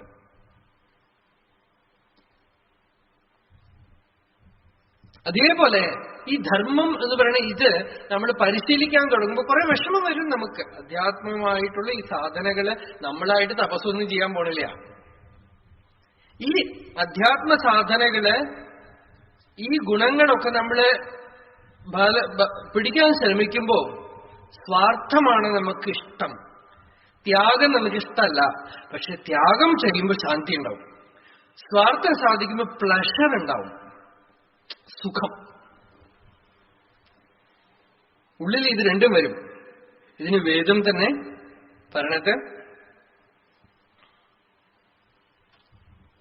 പ്രേയസ ശ്രേയസ് രണ്ടും ഉള്ളിൽ വരും. ഭോഗം ചെയ്യുമ്പോൾ സുഖം ഉണ്ടാവും, ത്യാഗം ചെയ്യുമ്പോൾ ശാന്തി ഉണ്ടാവും. പക്ഷെ ത്യാഗം ചെയ്യുമ്പോൾ വേദനിക്കാൻ തിരിയും. ഭോഗം ചെയ്യുമ്പോൾ നല്ല സുഖം ഉണ്ടാവും, എളുപ്പമാണ്, നമ്മൾ നടന്നിട്ടുള്ള വഴിയാണ്, അത് നമുക്ക് എളുപ്പത്തിൽ അറിയാം. ത്യാഗം പിന്നോക്കം പോണം, അപ്പൊ ശാന്തി ഉണ്ടാവും. ഇത്തിരി വേദനിക്കും, അത് കഴിഞ്ഞ് ശാന്തി ഉണ്ടാവും. ആ വേദനിക്കാൻ തയ്യാറാവണമെന്നാണ്. അതാണ് തപസ്. ഇപ്പൊ തപസ്സിന് മുമ്പിൽ പറഞ്ഞല്ലോ, ഇത് ഓരോരോ ലക്ഷണങ്ങളും വേറെ ഒന്നിനോടുകൂടെ പിടഞ്ഞു കിടക്കുന്നുണ്ട്. ചിലതൊക്കെ നമ്മൾ ഉപേക്ഷിക്കുകയാണ്, ചിലത് നമുക്ക് വലിയ ബെനിഫിറ്റാണ് കിട്ടാൻ പോണത്, വേണ്ടാന്ന് വെച്ചു. അഹങ്കാരം ഉള്ളിൽ പറയും, അയ്യോ അത് പോയല്ലോ പോട്ടെ. ധർമ്മത്തിനെ പിടിച്ചു, ശാന്തി. അപ്പൊ ത്യാഗത്തിന് ആഫ്റ്റർ ഇഫക്റ്റാണ് ശാന്തി. ത്യാഗാത് ശാന്തിരനന്തരം എന്ന് ഭഗവാൻ മറ്റൊരു സ്ഥലത്ത് പറഞ്ഞു കഴിഞ്ഞതാണ്. ത്യാഗം ചെയ്താൽ അന്തരം വിനാ ശാന്തി. സ്പേസേ ഇല്ല എന്നാണ്. ത്യാഗത്തിന് ശാന്തിക്ക് നടുവിൽ സ്പേസേ ഇല്ല. ത്യാഗം തന്നെ ശാന്തിയാണ്. ത്യാഗം എന്ന് വെച്ചാൽ എന്താ? എന്തൊന്ന് മറ്റുള്ളവർക്ക് പ്രയോജനപ്പെടുവോ, ഹിതമാവോ. പ്രയോജനപ്പെടുക എന്ന് വെച്ചാൽ ഹിതം. മറ്റുള്ളവർക്ക് ഹിതമാവോ, എന്റെ സ്വാർത്ഥതയെ ഞാൻ ഉപേക്ഷിക്കണമോ, അതൊക്കെ ശാന്തിയാണ്, ത്യാഗമാണ്.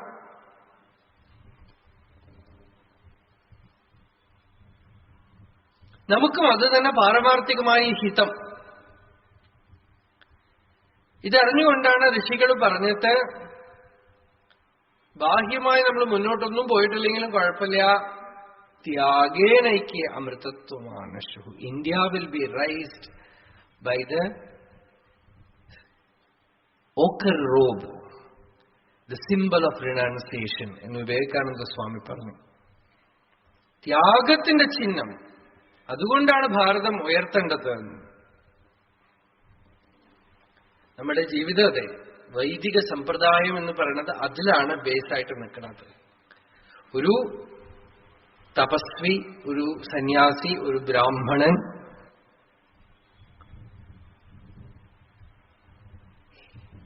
തപോനിഷ്ഠയോടെ ജീവിക്കുകയാണെങ്കിൽ ഒരുപാട് ത്യാഗം ചെയ്യേണ്ടി വരും. പലതിലും അയാൾക്ക് പ്രവേശിക്കാൻ പറ്റില്ല, പലതും ചെയ്യാൻ പറ്റില്ല, പലതും നേടിയെടുക്കാൻ പറ്റില്ല.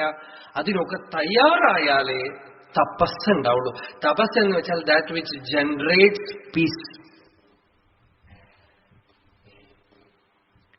അഗ്നിയുടെ വെളിച്ചം പോലെ തപസ്സിന്റെ പരിമളമാണ് ശാന്തി. ആ ശാന്തി ഉള്ളിൽ ശാന്തി വരണമെങ്കിൽ ദൈവീ സമ്പത്തുണ്ടെന്നർത്ഥം. ശാന്തി ഇല്ലെങ്കിൽ എന്തോ കുഴപ്പമുണ്ടെന്നർത്ഥം.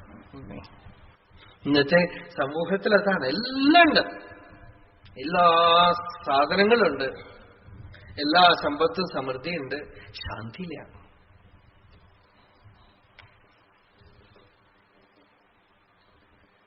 വെളിനാട്ടിലുള്ള ആളുകളൊക്കെ നോക്കൂ, പല രാജ്യങ്ങളിലുള്ളവര് ഈ ഭാരതത്തിലേക്ക് ഇങ്ങനെ ഓടി വരുന്നത് എന്താ? ശാന്തിയില്ല.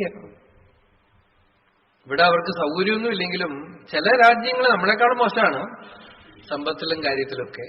നല്ല സമ്പദ് സമൃദ്ധമായ രാജ്യത്തിലുള്ളവർ പോലെ ഇവിടേക്ക് ഓടി വരാൻ കാരണം എന്താ? ശാന്തിയില്ല. അവർക്ക് പണമുണ്ട്, ശാന്തിയില്ല. അതുകൊണ്ട് പണമൊക്കെ അവര് നമ്മളുടെ സ്വാമിമാർക്ക് കൊണ്ടു കൊടുത്തിട്ട് ശാന്തി വാങ്ങിച്ചുകൊണ്ട് പോവാണ്.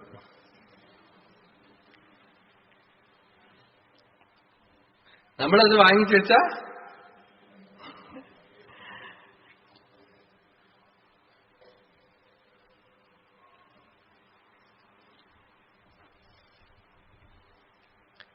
ശാന്തി. ശാന്തി ആത്മാവിന്റെ സ്വരൂപമാണ്. സ്പിരിച്വൽ ബെനിഫിറ്റ് എന്ന് പറഞ്ഞാൽ അധ്യാത്മമായി പുരോഗതി എന്താണ്? ശാന്തിയാണ്. ഈ ശാന്തി അറിഞ്ഞ് നേടിയെടുത്ത് സൗഖ്യമായിട്ട് എവിടെയാ നമ്മുടെ ഭഗവാൻ വെച്ചിരിക്കണമെന്ന് വെച്ചാൽ അവിടെ ഇരുന്നുകൊണ്ട് നമ്മുടെ വ്യവഹാരങ്ങളൊക്കെ ചെയ്തുകൊണ്ട് നിറഞ്ഞ് അമൃതകുംഭം വെച്ച പോലെ ഹൃദയത്തിൽ നിറഞ്ഞിരിക്കും. ആ ഒരു അനുഭവം നമുക്കുണ്ടെങ്കിൽ നമുക്ക് വേറെ ആരുടെയും റെക്കഗ്നിഷൻ ഒന്നും ആവശ്യമില്ല, അല്ലേ?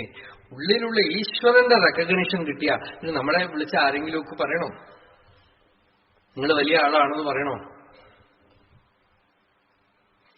ഉള്ളില് ഗ്രീൻ ലൈറ്റ് ഉണ്ടെങ്കിൽ മതി. അല്ലെങ്കിൽ വെളിയിൽ മുഴുവൻ ആരെങ്കിലുമൊക്കെ പറഞ്ഞാലും തൃപ്തിയൊന്നും ഉണ്ടാവില്ല, സമാധാനമൊന്നും ഉണ്ടാവില്ല. ലോകം മുഴുവൻ നിങ്ങളെ ആരാധിച്ചാലും നിങ്ങളുടെ ഉള്ളിൽ ശാന്തി ഇല്ലെങ്കിൽ എന്ത് പ്രയോജനം? തതയ്ക്കും തതയ്ക്കും തതയ്ക്കും തതയ്ക്കും. ഉള്ളിൽ ശാന്തി ഉണ്ടെങ്കിൽ വെളിയിൽ പിന്നെ എന്ത് വേണം? അതുകൊണ്ട് ശാന്തി അപൈശുനം, ഇതൊരു ദൈവീ സമ്പത്തായിട്ടാണ് ഭഗവാൻ പറയേണ്ടത്. മറ്റുള്ളവരുടെ ദോഷത്തിനെ കുറിച്ച് ചിന്തിക്കുക.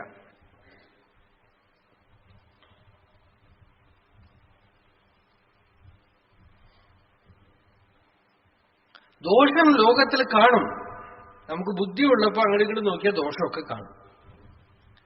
അതിനെക്കുറിച്ച് ഇങ്ങനെ കുപ്പ പറക്കണ കോഴി പോലെ ഇങ്ങനെ ചകഞ്ഞുകൊണ്ടിരുന്ന നമുക്ക് സമാധാനം ഉണ്ടാവില്ല, അല്ലേ? ഇവരുടെയൊക്കെ ദോഷം ചിലരൊക്കെ ചോദിക്കും, എല്ലാവരുടെയും മനസ്സൊക്കെ അറിയാനുള്ള ശക്തി കിട്ടുമെന്ന്. അപ്പൊ ഈ മനസ്സറിയാന്ന് വെച്ചാൽ മുനിസിപ്പാലിറ്റിക്ക് ഒരു വണ്ടി പോവില്ലേ രാവിലെ, അവരുടെ പണിയാണത്. നമ്മളുടെ ഒരു മനസ്സിലുള്ള ഡർട്ട് തന്നെ മതി, കൽമഷം തന്നെ. ബാക്കിയുള്ളവരുടെ കൽമഷം കൂടെ തോണ്ടിയെടുത്താൽ എന്തായിരിക്കും സ്ഥിതി ഒന്ന് ആലോചിച്ച് നോക്കൂ. ആരെങ്കിലുമൊക്കെ പോയി മനസ്സറിയാൻ പോവോ? പൈശുനെന്ന് വെച്ചാൽ ഇതാണ്, അങ്ങോട്ടും ഇങ്ങോട്ടും പോയിട്ട് എന്തെങ്കിലും പിശു പിശു പിശു പിശു. അതാണ് ഈ പൈശുൻ എന്നുള്ള വാക്കിനെ വന്നിരിക്കുന്നത്. പിശു പിശു പിശു പിശു പറയാം. ചിലരുണ്ട് ആരെ കുറിച്ച് നിങ്ങൾ എന്ത് പറയൂ അതൊക്കെ ശരി എന്നാലും എന്ന് പറയും.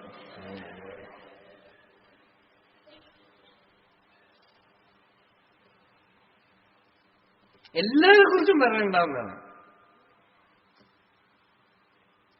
കുറ്റം പറയണമെങ്കിൽ നമ്മൾക്ക് ആരെ വേണമെങ്കിലും പറയാം. നമ്മൾ കുറ്റം പറയണ്ടെന്ന് ഒരു പക്ഷെ അയാൾക്ക് അറിയേയില്ല, അല്ലേ? നമ്മൾക്ക് നമ്മളുടെ മനസ്സ് അതിനെക്കുറിച്ച് പോയി കിടക്കും. ഭാഗവതത്തിൽ ഭഗവാൻ ഉദ്ധവരോട് പറഞ്ഞത് കുറ്റം മാത്രമല്ല, നല്ലതും ചീത്തയും രണ്ടും പറയണ്ട, എല്ലാവരും ആത്മാവായിട്ട് കാണാം. പരസ്വഭാവ കർമാണി ന പ്രശംസേത് ന ഗർഹയേത് വിശ്വമേകാത്മകം പശ്യൻ പ്രകൃത്യാ പുരുഷേണ ച. ഏകാത്മകം പശ്യൻ, വിശ്വത്തിനെ മുഴുവൻ ആത്മസ്വരൂപമായിട്ട് കാണൂ. ഇത് അതെന്ന് പറഞ്ഞ് കാണാൻ തുടങ്ങിക്കഴിഞ്ഞാൽ സമാധാനം ഉണ്ടാവില്ല. ചിലരിങ്ങനെ പറയാൻ തുടങ്ങിക്കഴിഞ്ഞാൽ വളരെ ഡിസ്റ്റർബിംഗ് ആണ് ആ സൈക്കി. ആരെങ്കിലുമൊക്കെ കുറിച്ച് അവരെങ്ങനെ ചെയ്തു, ഈ കുടുംബത്തിലുള്ള വിഷമങ്ങളുണ്ടല്ലോ, ഇവരവരെ കുറിച്ച് പറയാ, അവരിവരെ കുറിച്ച് പറയാ. പൈശുനെന്ന് പറഞ്ഞാൽ ഈ സാധാരണ നിരൂപണമല്ല, ആ ഉള്ളിലുണ്ടാവുന്ന ദ്വേഷം കൊണ്ടുള്ള പുറത്തേക്ക് കക്കുകയാണേ. അതിങ്ങനെ ഈ കുടുംബത്തിലുണ്ടാവും. ഇവരവരെ കുറിച്ചും അവരിവരെ കുറിച്ചും പരസ്പരം പറയലും ദ്വേഷവും വെറുപ്പും. സമാധാനം ഉണ്ടാവുമോ? പലർക്കും പറഞ്ഞാൽ മനസ്സിലാവണേ ഇല്ല. എന്തിനാ ഇത് പറഞ്ഞതെന്ന് ചോദിച്ചാൽ നമ്മളെ കുറിച്ചാവും പിന്നെ അവര് മാറ്റാൻ പറ്റില്ല. അതാണ് ഭാഗവതത്തിൽ നാരദൻ പറഞ്ഞു, ഈ കുടുംബത്തിലിരിക്കുമ്പോ അവരും ഇവരൊക്കെ പറയണതൊക്കെ കേട്ടിട്ട് അനുമോദിതം, ഈ ചെട്ടിയാരുടെ ബൊമ്മ വാങ്ങി വീട്ടിൽ വെച്ചോളാന്ന് ഞാൻ തലയാട്ടിക്കൊണ്ടിരിക്കുന്നു. ഒന്നും ഉള്ളിൽ കടത്തരുത് എന്നാണ്. അല്ല, നിങ്ങൾ പറയണത് ശരിയല്ല എന്ന് പറഞ്ഞു കഴിഞ്ഞാൽ പിന്നെ അവർ നമ്മളെ കുറിച്ച് പറയാൻ തുടങ്ങും. അവർ പറയണതൊക്കെ ശരിയെന്ന് പറയണമെന്നാണ് അവരുടെ വെപ്പ്. അവരെ കുറിച്ച് ഇങ്ങനെ, ഇവരെ കുറിച്ച് അങ്ങനെ അങ്ങനെ പറയാൻ തുടങ്ങുമ്പോ ആ പറയണ വ്യക്തിയുടെ ഉള്ളിൽ ഒരാൾ വരും. എന്നിട്ട് അയാളെ കുറിച്ചുള്ള ഒരു ദ്വേഷം, അതില് ആ പറയണ ആള് ഞാൻ പെർഫെക്റ്റ് ആണെന്നുള്ളത് കൊണ്ട്, ഇന്ന ആള് ദോഷക്കാരനാണെന്നുള്ളത് കൊണ്ട് അതിനെക്കുറിച്ചുള്ള അഭിപ്രായങ്ങളുണ്ട്. ഇങ്ങനെ കക്കുമ്പോ ഒരുമാതിരി ഒരു സൈക്കിക് വേവ് പുറത്തു വരും. അത് വളരെ ഡിസ്റ്റർബിംഗ് ആണ്.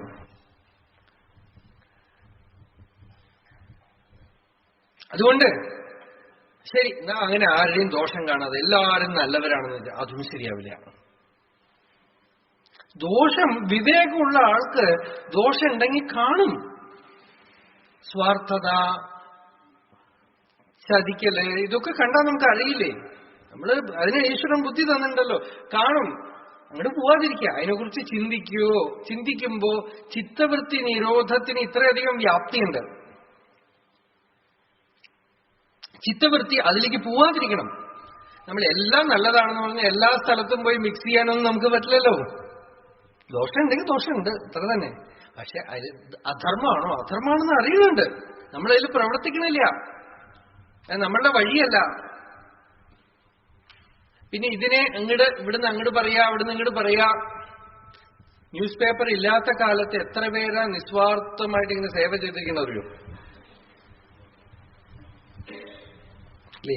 നിങ്ങളുടെ ടി വി ന്യൂസ് മുഴുവൻ പൈശൂനമേ ഉള്ളൂ അല്ലേ? എന്തൊക്കെയോ ഈ ടി വി ആ ടി വി എന്നൊക്കെ പറഞ്ഞിട്ട് പൈശൂനമല്ലാതെ വേറെ ഒന്നുമില്ല.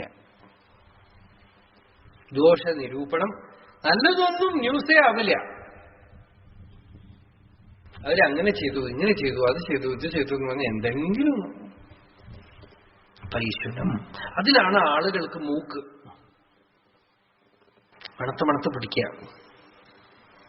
സമാധാനം ഉണ്ടാവില്ല, ശാന്തി ഉണ്ടാവില്ല. അപൈശുനം. ഭഗവാൻ പറഞ്ഞു എല്ലാ സർവഭൂതേഷു യഃ പശ്യേത് ഭഗവത് ഭാവമാത്മന. അവരുടെ ഉപാധിയെ കാണാതെ ഉള്ളിലുള്ള വസ്തുവിനെ മാത്രം കാണാൻ കഴിയുമെങ്കിൽ വലിയ കാര്യമായി. ഭൂതാനി ഭഗവതി ആത്മനി ഏഷ ഭാഗവതോത്തമ. ഉപാധിയില് ശ്രദ്ധിച്ച എല്ലാവരിലും എന്തെങ്കിലുമൊക്കെ ദോഷം കാണും. അത് കാണാതെ സർവേശ്വരനെ എല്ലാവരുടെ ഉള്ളിലും അന്തര്യാമിയായിട്ടിരിക്കണം. ബ്രാഹ്മണേ പുൽക്കസേ സ്ഥേനെ ബ്രഹ്മണ്യേ അർക്കേ സ്ഫുലിംഗകേ അക്രൂരേ ക്രൂരകേ ചൈവ സമദൃക് പണ്ഡിതോ മത. ഭാഗവതത്തില് അവസാനമായിട്ട് ഉദ്ധവരെടുത്ത് ഭഗവാൻ പറഞ്ഞു കൊടുക്കുന്ന ഒരു സീക്രട്ട്. ഉദ്ധവര് പറഞ്ഞു, ഭഗവാനെ എനിക്ക് ശാന്തി വേണം ഭഗവാനെ എന്ന് പറഞ്ഞു. ഉദ്ധവര് അങ്ങ് ഒരുപാട് ഉപദേശിച്ചു, എനിക്ക് പക്ഷെ ഇപ്പൊ സമാധാനം വേണം, അതിനെന്തെങ്കിലുമൊക്കെ വഴി പറഞ്ഞു തരൂ. ഹന്തത്തെ കഥയിഷ്യാമി മമ ധർമാൻ സുമംഗളാൻ. ഗുരുവായൂരപ്പന് ടയർഡായി, വയസ്സായി, 120 വയസ്സായി. അപ്പോഴാണ് ഹന്തത്തെ കഥയിഷ്യാമി. ഉദ്ധവരോട് അവസാനം പറയും, ഇപ്പൊ വേണോ നിനക്ക്, പറഞ്ഞുതരാം എന്താ വേണ്ടതെന്ന് വെച്ചാൽ. വിസൃജ്യ സ്മയമാനാൻ സ്വാന് ദൃശം വ്രീഡാം ച ദൈഹികീം പ്രണമേത് ദണ്ഡവത് ഭൂമൗ ആശ്വചാണ്ഡാളഗോഖരം.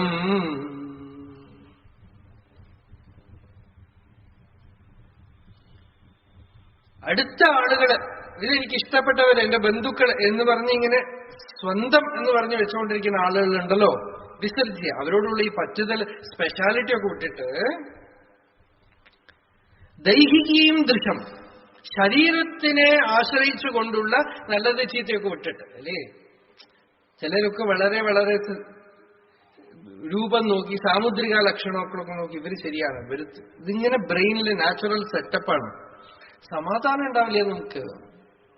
ദൃശം വ്രീഡാം ച ദൈഹികീം അല്ലെ, ലജ്ജ അതൊക്കെ വിട്ടിട്ട് ധർമ്മം നോക്കൂ. എല്ലാവരെയും ആത്മാവായിട്ട് കാണുക എന്ന് പറഞ്ഞാൽ ചിലർ പോയി പെട്ടുപോകും, എല്ലാവരുടെ അടുത്തും പോയി വ്യവഹരിക്കാനും. അതിനാണ് ഈ വേദാന്തം എന്ന് പറയുന്ന വിളക്ക് കൊളുത്തുന്നതിന് മുമ്പ് ധർമ്മത്തിനെ അങ്ങോട്ട് വരമ്പുണ്ടാക്കി. ധർമ്മമാകുന്ന വിളക്കിലാണ് വേദാന്തമാകുന്ന നാളം ദീപം കൊളുത്തുന്നത്. അപ്പൊ ധർമ്മം ഉണ്ടെങ്കിൽ ഒരാളോടും ആവശ്യത്തിലധികമൊന്നും ഈടുപാടില്ല. സ്നേഹം എന്താ? ധർമ്മമാണ് സ്നേഹം. സ്നേഹം ഒരു വികാരമൊന്നുമല്ല. വികാരമായ സ്നേഹം എന്ന് പറയുന്നത് വെറും സ്വാർത്ഥതയാണ്. അതുകൊണ്ടാണ് സ്നേഹിച്ച് കല്യാണം കഴിച്ച് 1 വർഷത്തിനുള്ളിൽ ഡൈവേഴ്സായി. സ്നേഹം എന്തായി? അതിൽ ഇന്റലിജൻസേ ഇല്ല. അവരുടെ മൂക്ക് നന്നായിട്ടുണ്ടെന്ന് പറഞ്ഞാൽ കല്യാണം കഴിച്ചത്. കണ്ണ് നന്നായിട്ടുണ്ട്, മൂക്ക് നന്നായിട്ടുണ്ട്, മെലിഞ്ഞിട്ടുണ്ട്, കല്യാണം കഴിച്ചപ്പോ തടിച്ചു. വെളുത്തിരിക്കണു, കറുത്തിരിക്കണു, ഇതൊക്കെ കണ്ടിട്ട് ദൃശ്യം വ്രീഡാം ച ദൈഹികീം. ശരീരത്തിനെ കണ്ടിട്ടാണ് ഈ ആസക്തിയും വെറുപ്പും ഒക്കെ വരുന്നത്. അതിനോടുള്ള ശരീരത്തിനെ ആശ്രയിച്ചുകൊണ്ടുള്ള ലജ്ജയും ഒക്കെ വിട്ട്, ശരീരത്തിനെ ആശ്രയിച്ചുകൊണ്ട് മറ്റുള്ളവരെ നോക്കണതും വിട്ട്, പ്രാക്ടിക്കലായിട്ട് എന്താ പ്രണമേത് ദണ്ഡവത് ഭൂമം. അങ്ങനെ അഹങ്കാരം ഉണ്ടെങ്കിൽ വീണ് വീണ് നമസ്കരിച്ചോളാതാണ്. ആർക്ക് നമസ്കരിക്കണം? ആശ്വചാണ്ഡാള ഗോഖരം. ചണ്ടാളനാവട്ടെ, പശു ആവട്ടെ, കഴുതയാവട്ടെ, ചിലരൊക്കെ ഇങ്ങനെ നോക്കും, നമസ്കരിക്കണം. നിങ്ങൾക്ക് എത്ര വയസ്സായി? 50. ഏത് മാസം? സെപ്റ്റംബറിൽ ഒരു ദിവസം മുമ്പോ പിമ്പോ നമസ്കരിക്കാൻ വേണ്ടിയിട്ടാണ് ഇത്രയും ചോദ്യം. അത് മുമ്പിലാണോ പിമ്പിലാണോ എന്ന് അറിഞ്ഞിട്ട് വേണം നമസ്കരിക്കാന്നാണ്.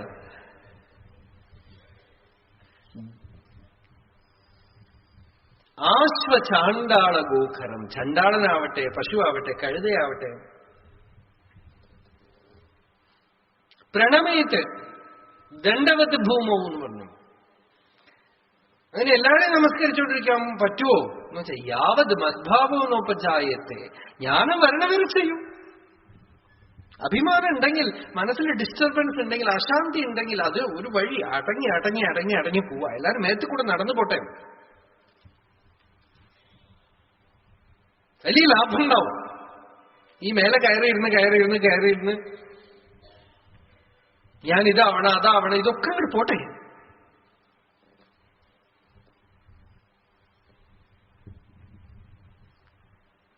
അപ്പൊ ഭഗവാൻ ഉള്ളിൽ ഉണരും. ഈ അഹങ്കാര അസുരന്റെ മേത്ത് കൂടെ മറ്റുള്ളവർ ചവിട്ടി പോട്ടെ. നമ്മുടെ പാലക്കാട് ഭാഷയിൽ പറഞ്ഞ പോട്ടവേ,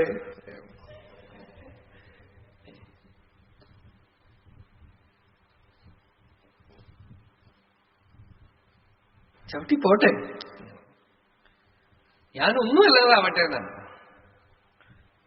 ഉള്ളില് പുഷ്പം വരികണ പോലെ ഹരി ഹൃദയത്തില് സ്ഫുരിക്കണം, പ്രകാശിക്കണം.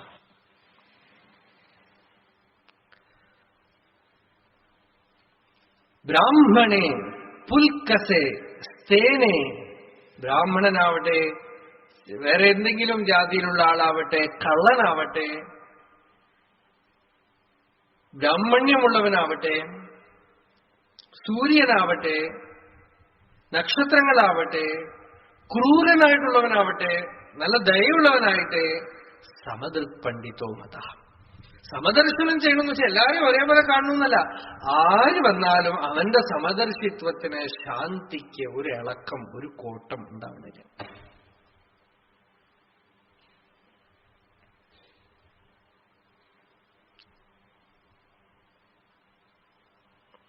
പൈശുനം വിട്ടാൽ ശാന്തിയുണ്ട്. പൈശുനം വിടണമെങ്കിലോ ആ പൈശുനം കൊണ്ടുള്ള ദോഷം നമ്മൾ കാണണം. അവരെ ഇവരെയൊക്കെ പറഞ്ഞത് കൊണ്ടുള്ള ദോഷം നമ്മൾ കാണണം.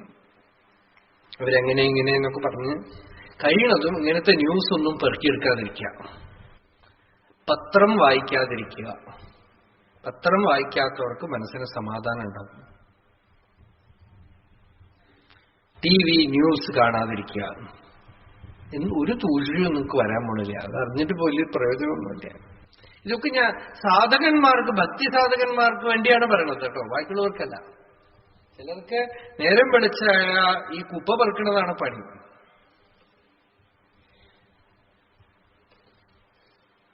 അവിടെ എന്ത് സംഭവിച്ചു, ഇവിടെ എന്ത് സംഭവിച്ചു, അടുക്കളയിൽ എന്തൊക്കെയോ സംഭവിക്കുന്നു വീട്ടിൽ, അതൊന്നും അയാൾ കാണുന്നേ ഇല്ല. ലബണനിൽ എന്ത് സംഭവിച്ചു, റഷ്യയിൽ എന്ത് സംഭവിച്ചു, എന്തോ സംഭവിക്കട്ടെ, ഇവിടെ ചോട്ടിൽ എന്തൊക്കെയോ സംഭവിച്ചുകൊണ്ടിരിക്കുന്നുണ്ട് വീട്ടില്. അടുത്തിരിക്കണതെങ്കിലുമൊക്കെ കാണും അറ്റ്ലീസ്റ്റ്. ഈ വേണ്ടാത്തതൊക്കെ നമ്മൾ വിട്ടാൽ അറ്റ്ലീസ്റ്റ് ആവശ്യമുള്ള കാണും, ചുറ്റുമുള്ളതെങ്കിലും കുറച്ച് കാണും. പൈശുനം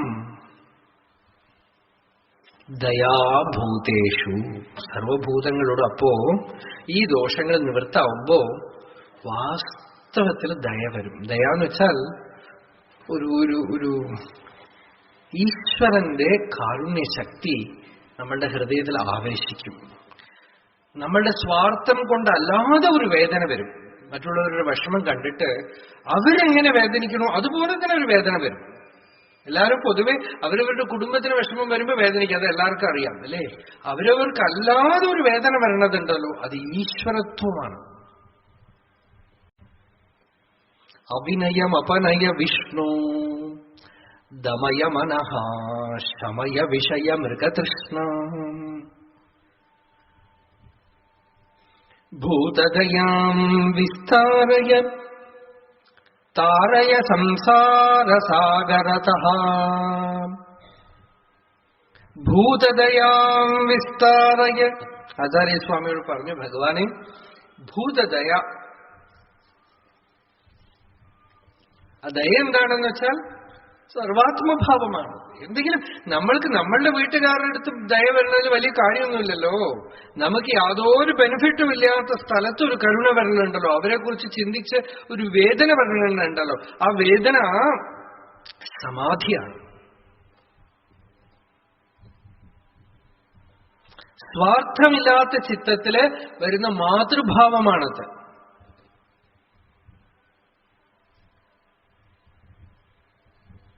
ഈശ്വരന്റെ കരുണയാണത്.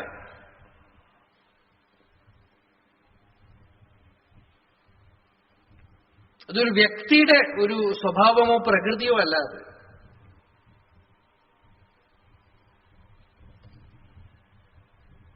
ഈശ്വരന്റെ കരുണയാണത്. ഈശ്വരന്റെ ഹൃദയമാണ്. ഹൃദയം വിശ്വമസ്യ. അപ്പൊ ദയ, വാസ്തവത്തിൽ ദയ വരുമ്പോ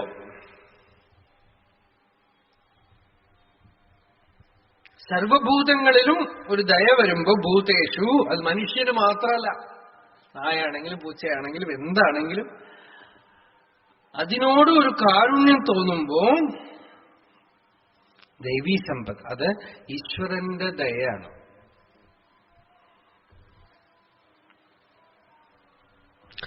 അലോലുപ്ത്വം, ലോലുപത എന്ന് പറഞ്ഞാൽ വിഷയങ്ങളിലുള്ള ആസക്തി.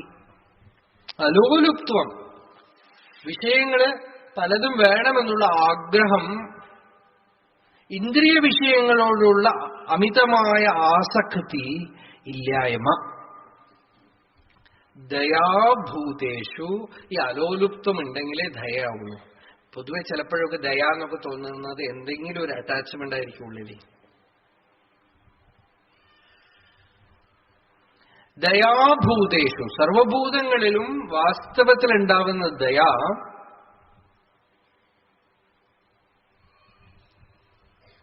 മഹാപുരുഷന്മാരുടെ ലക്ഷണം.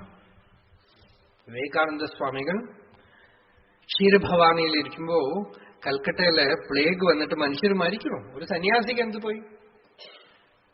അത്ര വേദനിച്ചു. എന്നിട്ട് അവിടുന്ന് ലെറ്റർ എഴുതിയിട്ട് പറഞ്ഞു, കൽക്കട്ടയില് ആ മഠമൊക്കെ വിറ്റ് കളയുന്നു. ബേലൂർ മഠമൊക്കെ വിറ്റിട്ട് ഈ വിഷമിക്കണവർക്ക് വല്ലതൊക്കെ ചെയ്യാൻ പറ്റുമോ നോക്കൂ. നമുക്ക് സന്യാസികൾക്ക് എന്തിനാ മഠം? നമ്മള് മരത്തിന് ചുവട്ടിൽ കിടക്കാന്ന് പറഞ്ഞ് ലെറ്റർ എഴുതി. അപ്പൊ കൂടെ ഇരിക്കണ ഒരു ഭക്തൻ ചോദിച്ചു, നിങ്ങൾക്ക് ഇത്രയധികം വേദന വരുമോ? പ്ലേഗ് വന്നു. There is deep ecstasy in pain.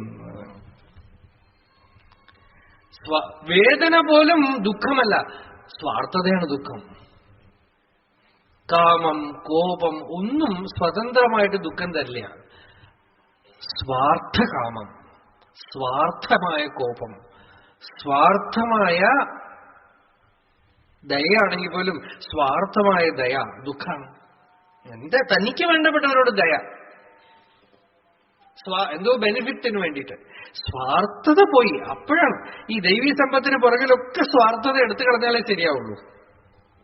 Self benefit ഒന്നുമില്ലെങ്കിൽ അവിടെ ദയ വരുമ്പോ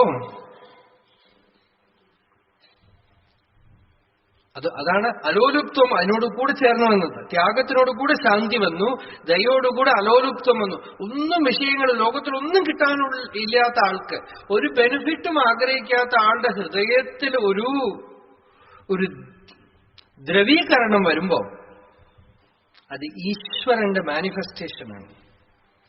അത് വ്യക്തിയുടെ ഒരു പ്രഭാവമൊന്നുമല്ല, വ്യക്തി മനസ്സിന്റെ ഒരു ബഹിസ്ഫുരണ അല്ല.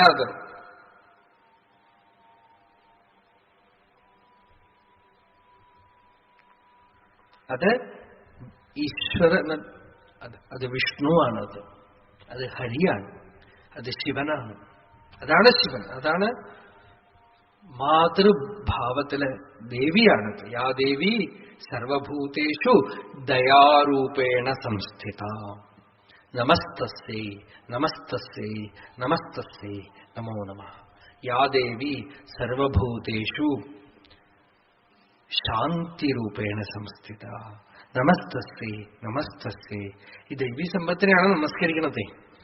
യാ ദേവി സർവഭൂതേഷു ശക്തിരൂപേണ സംസ്ഥിത, സ്മൃതിരൂപേണ സംസ്ഥിത, ബുദ്ധിരൂപേണ സംസ്ഥിത. ഒരു വ്യക്തിയുടെ ഗുണങ്ങളല്ല, ഇതൊക്കെ ജഗന്മാതാവിന്റെ ആവിർഭാവമാണ്. ആ ജഗദീശ്വരി ഉള്ളിലെ പ്രകാശിക്കണമെന്നുള്ളതിന്റെ ലക്ഷണമാണ് ദയ. സ്വാർത്ഥതയുണ്ടോ? അവിടെ മഹിഷാസുരനുണ്ട്. അവൾ മഹിഷാസുരമർദ്ദിനി ആവണത് എപ്പോഴാ? ഈ അഹങ്കാരം അങ്ങോട്ട് പോയി വാസ്തവത്തിലുള്ള ദയ, വാസ്തവത്തിലുള്ള കാരുണ്യം, അവിടെ അലോലുപ്തത്തോടു കൂടിയുള്ള ദയ. അതിന് ഒരു ബെനിഫിറ്റും സ്വാർത്ഥതയും ഇല്ലാത്ത ദയ വരണുണ്ടെങ്കിൽ ദൈവീ സമ്പത്ത്. മാർദ്ദവം, മൃദുഭാവം, സോഫ്റ്റ്നെസ്, മൈൽഡ്നെസ്. അത് ശരിക്കും പറഞ്ഞാൽ ലൈറ്റ്നെസ്, ശീതളത. യോഗവാസിഷ്ടം പറഞ്ഞു അന്തശീതളത. പൂർണ്ണചന്ദ്രൻ പോലെ ഒരു കുളിർമ ഉള്ളിലിങ്ങനെ വെന്ത് നേറിക്കൊണ്ടിരിക്കുമ്പോ ഗുരു അനുഗ്രഹം കൊണ്ട് വരുന്നത് എന്താ?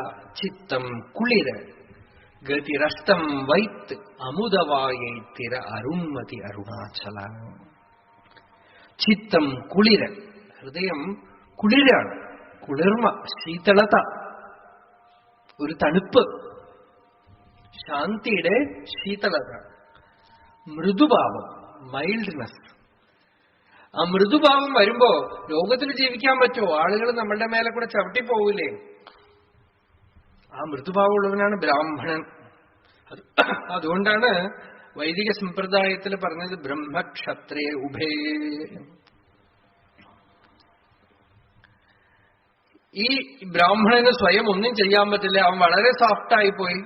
അതുകൊണ്ട് അവനെ പ്രൊട്ടക്ട് ചെയ്യാൻ ഒരു ഫോഴ്സ് വേണമെന്ന് പറഞ്ഞാണ് ഈ ക്ഷാത്രത്തിനെ അടുത്തു നിർത്തുന്നത്. ശുദ്ധമായ സ്വർണം കൊണ്ട് ആഭരണം ഉണ്ടാക്കാൻ പറ്റില്ല. ഇതിൽ വില കലർപ്പ് വേണമല്ലേ? അതുപോലെയാണ് അതീവ മൃദുവായ ഒരു ഭാഗവതന് ഈശ്വരന്റെ ശക്തി സംരക്ഷണം കൊടുക്കാം. യോഗക്ഷേമം വഹാമ്യഹം. ഭഗവാൻ പറഞ്ഞത് അവന്റെ കാര്യം ഞാൻ നോക്കിക്കൊള്ളാന്നാണ്. പ്രഹ്ലാദൻ എത്ര മൈൽഡ് അല്ലെ? ഹിരണ്യകശിപു എത്ര കണ്ട് ഗർജിക്കണോ അത്ര കണ്ട് മൈൽഡാണ്. പക്ഷെ ആ മൈൽഡ്നെസിന്റെ പവർ നോക്കൂ. ബലം മേ വൈകുണ്ഠഃ തവ ച ജഗതാം ചാപി സബലം സയേവ ത്രൈലോക്യം സകലമിതി ധീരോയം അഗതീത്. ബലം മേ വൈകുണ്ഠഃ തവ ച ജഗതാം ചാപി സബലം. ശാന്തനാണ്. ഹിരണ്യകശിപു എത്ര കണ്ട് കോപിക്കണോ പ്രഹ്ലാദന് കോപമേയില്ല. ശാന്തി. അച്ഛൻ ദേഷ്യപ്പെടുന്നതൊന്നും കുട്ടിക്ക് മനസ്സിലാവണേയില്ല.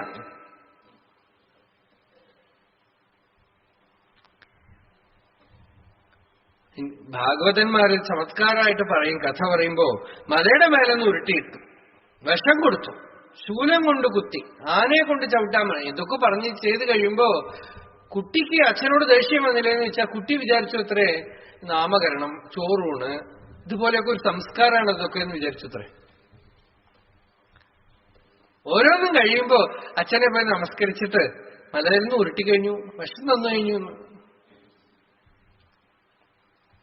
അത്രയും വലിയൊരു ഇന്നസെൻസ് ഉണ്ട്. ഇപ്പൊ മാർദ്ദവം എന്ന് പറയുന്നത് ഇന്നസെൻസ് എന്ന് പറയാം നമുക്ക്. Complete intelligent innocence. Innocence impregnated with intelligence.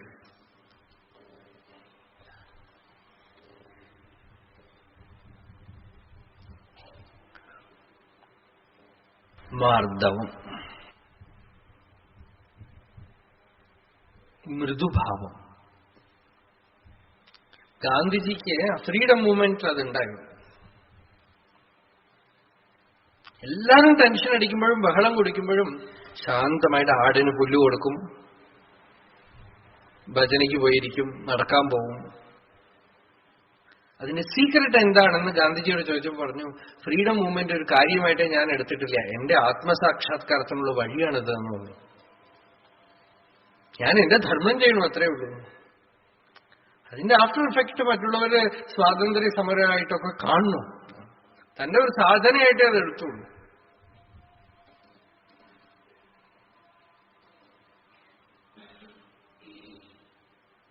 മാർദ്ദവം, മൃദുഭാവം.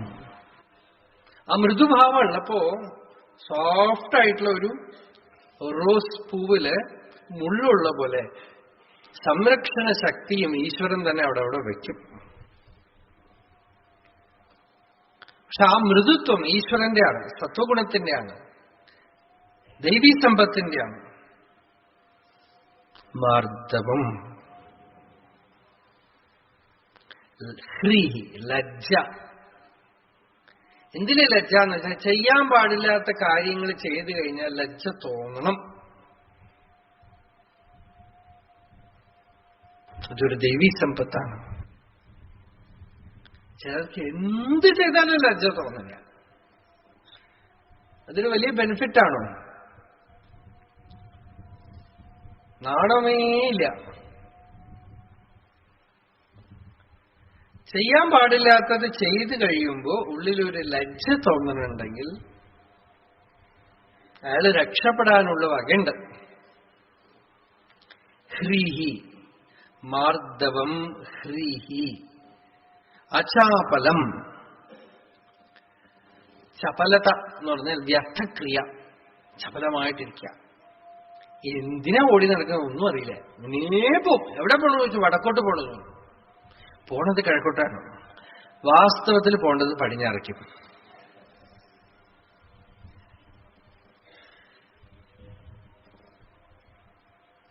ചപലം, ഉള്ളിലും ചപലം. ഒരു നിശ്ചയമില്ല ഒന്നിനും. ഇന്നൊരു സ്ഥലത്ത് കാണും, നാളെ വേറൊരു സ്ഥലത്ത് കാണും. ജീവിതം മുഴുവനും ചപലമായി അലഞ്ഞുകൊണ്ടേയിരിക്കും. പല തരത്തിലുള്ള ആകർഷണങ്ങൾ, ഒന്നും നിശ്ചയിക്കാൻ പറ്റില്ല. ഒരിടത്തും നിലയ്ക്ക് നിൽക്കില്ല. ചോദിച്ചാൽ പറയും ഞാൻ തിരുവാതിര നക്ഷത്രക്കാരനാണ്, അങ്ങനെ ഉണ്ടാവുള്ളൂ എന്ന്.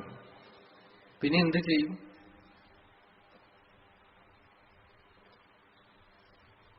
ജ്യോതിഷം പറഞ്ഞു എന്റെ നക്ഷത്രത്തിന് ഇങ്ങനെയാണെന്ന് പറഞ്ഞു. എന്നായിരുന്നോളൂ. അചാപലം.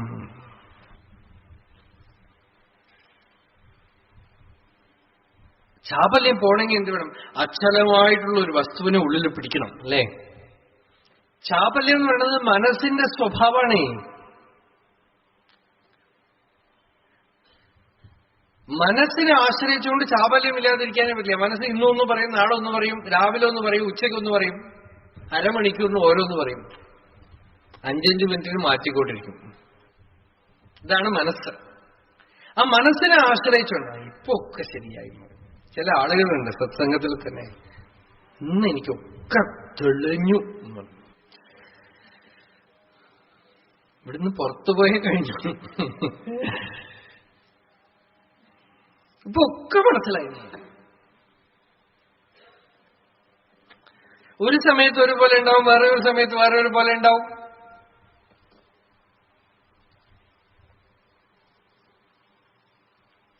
അചാപലം. ഭഗവാൻ പറഞ്ഞു ഒരു വിധത്തിലും ചാപല്യം ഉണ്ടാവാൻ പാടില്ല.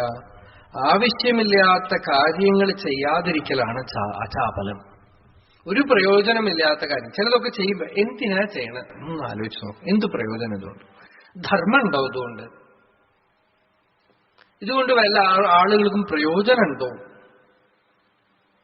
ഈ കർമ്മം ഇപ്പൊ എന്തിനാ ചെയ്യണം? ഈ സാധനം ഇപ്പൊ എന്തിനാ വാങ്ങിക്കണം? ഇതുകൊണ്ടിപ്പോ എന്താ യൂസ്? എന്റെ ധർമ്മമാണോ ഞാൻ ചെയ്യണത്? ഫസ്റ്റ് ഓഫ് ഓൾ സ്വധർമ്മത്തിനെ വിടുന്നതാണ് ചാപല്യം. സ്വധർമ്മത്തിനെ വിട്ടിട്ട് വേറെ എന്തെങ്കിലുമൊക്കെ ചെയ്യാൻ പോവാ, അത് ചാപല്യം. സ്വധർമ്മം ഇതാണ് ചെയ്തുകൊണ്ടിരിക്കുന്നത്. വേറെ പലരുടെയും ധർമ്മം ഗംഭീരമായിട്ടുണ്ട്, നടക്കട്ടെ. എന്റെ ധർമ്മം ഇതാണ്, എനിക്ക് ഇതേ അറിയുള്ളൂ. ഒരു ചാപല്യവുമില്ല. വേറെ ഒന്നും കണ്ടിട്ട് ഒന്നും ആകർഷിക്കപ്പെടണില്ല, ഒന്നും വേണമെന്ന് ആഗ്രഹിക്കണില്ല, ഇങ്ങനെ വേണം അങ്ങനെ വേണമെന്നൊന്നുമില്ല. സ്വാമി രാമതീർത്ഥൻ പറയും, അണ്ണാറക്കണ്ണനും ഈ മലയും കൂടെ ചണ്ട കൂടിയത്രേ. The mountain and the squirrel had a quarrel. And the mountain said unto the squirrel, മല പറഞ്ഞു അണ്ണാനോട്, ചിന്ന പയ്യാന്ന് വിളിച്ചു അത്രേ. അപ്പൊ ഈ അണ്ണാൻ പറഞ്ഞു, ഞാൻ തന്നെ പോലെ വലിയ ആളൊന്നുമല്ല. I am not big like you, neither are you small like me. ഞാൻ തന്നെ പോലെ വലുതുമല്ല, നീ എന്നെ പോലെ ചെറുതുമല്ല. I cannot carry forest on my back, neither can you crack a nut. എനിക്ക് വലിയ കാട് പൊക്കിക്കൊണ്ട് നടക്കാനൊന്നും പറ്റില്ല. നിനക്ക് കടലമണി പൊട്ടിക്കാനൊന്നും നിനക്കൊണ്ട് പറ്റില്ലല്ലോ.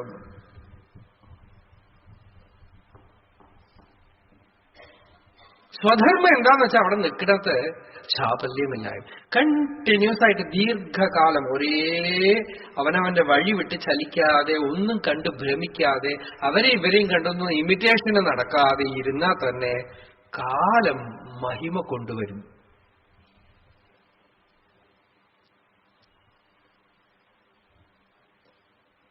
കാലം കൊണ്ട് മഹിമ വരും.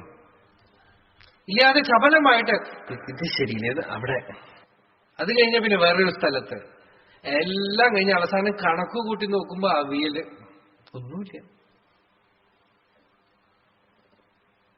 യാതൊന്നിലുമില്ല. കുറച്ചു നേരം ശിവശിവാൻ ജപിച്ചു, പിന്നെ നാരായണൻ ജപിച്ചു, പിന്നെ ഈശോ മിശിഹായ്ക്ക് സ്തുതിയായിരിക്കട്ടെ എന്ന് പറഞ്ഞു, പിന്നെ അല്ലാഹു അക്ബർ പറഞ്ഞു. ഇങ്ങനെ ദൈവത്തിൽ തന്നെ അത്ര ചാപല്യാണ്. ഈ ദൈവത്തിന് അതിനേക്കാൾ ശക്തിയാണെന്ന് പറഞ്ഞു. നമ്മുടെ ചാപല്യത്തിന് യൂസ് ചെയ്യാനും ചില ആളുകൾ വരും. നിങ്ങളുടെ ദൈവത്തിനേക്കാളും ബലമാണ് ഞങ്ങളുടെ ദൈവത്തിനെന്ന്. അപ്പൊ നമ്മളിങ്ങനെ പോയിട്ട് നിന്ന് കഴിഞ്ഞാൽ അവരെന്തെങ്കിലുമൊക്കെ ഒന്ന് കാണിച്ചു കഴിഞ്ഞാൽ, ഓ ആ ദൈവത്തിനാണ് ബലം കൂടുതൽ, ഇത് വിട്ടു അങ്ങോട്ട് പോയി. ചാപലം അല്ലേ? ഉറപ്പില്ല. എന്നിട്ട് അവിടെ പോയിട്ട് സമാധാനം ഉണ്ടായപ്പോ ഇങ്ങോട്ട് തിരിഞ്ഞു നോക്കിക്കൊണ്ടേയിരിക്കുകയാണ്, ഇങ്ങോട്ട് പോവാനും പറ്റില്ല. ഇപ്പൊ തിരുപ്പതി പോകുമ്പോ ഒരാള് പറഞ്ഞു, ഞാനെല്ലാം വിട്ടിട്ട് ക്രിസ്ത്യാനി മതത്തിൽ ചേർന്നു. ശരി, നല്ലത്, അവിടെ ഇരുന്നു. എന്താ അല്ല, എനിക്കിപ്പോ തിരുപ്പതി പോകണമെന്നും അല്ലാത്ത ആഗ്രഹം, അവർ പോവാൻ പാടില്ല എന്ന് പറയുന്നു. എന്നാ തിരുപ്പതിക്ക് പോകൂ. അല്ല, പോയാ ആ ദൈവം കോപിക്കുമെന്ന് പേടിയാവും. ഇപ്പൊ എന്ത് ചെയ്യും? മുമ്പ് വർഷാവർഷം തിരുപ്പതിക്ക് പോയിക്കൊണ്ടിരുന്നതാണത്രേ. എന്തോ കുടുംബത്തിലൊരു കഷ്ടം വന്നപ്പോ ആരോ പറഞ്ഞു, അതിൽ പോയി കഴിഞ്ഞാൽ കഷ്ടം നിവൃത്തിയാന്ന് പറഞ്ഞപ്പോ അതിൽ പോയി. ഇപ്പൊ തിരുപ്പതിക്ക് പോകണമെന്ന് ആഗ്രഹം, അങ്ങോട്ടും പോകാൻ വയ്യ, എന്നും വയ്യ.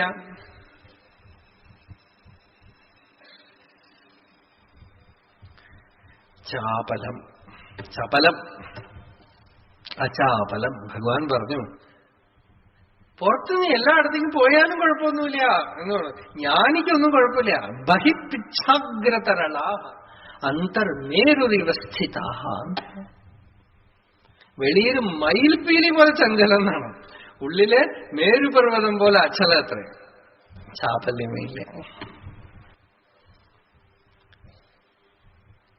ഒരു ചാപല്യവും ഇല്ലാത്ത ഒരു സ്ഥിതി അചാപലം. തേജ, ക്ഷമ, ധൃതി, ശൗചം, അദ്രോഹോ, നാതിമാനിത. തേജ,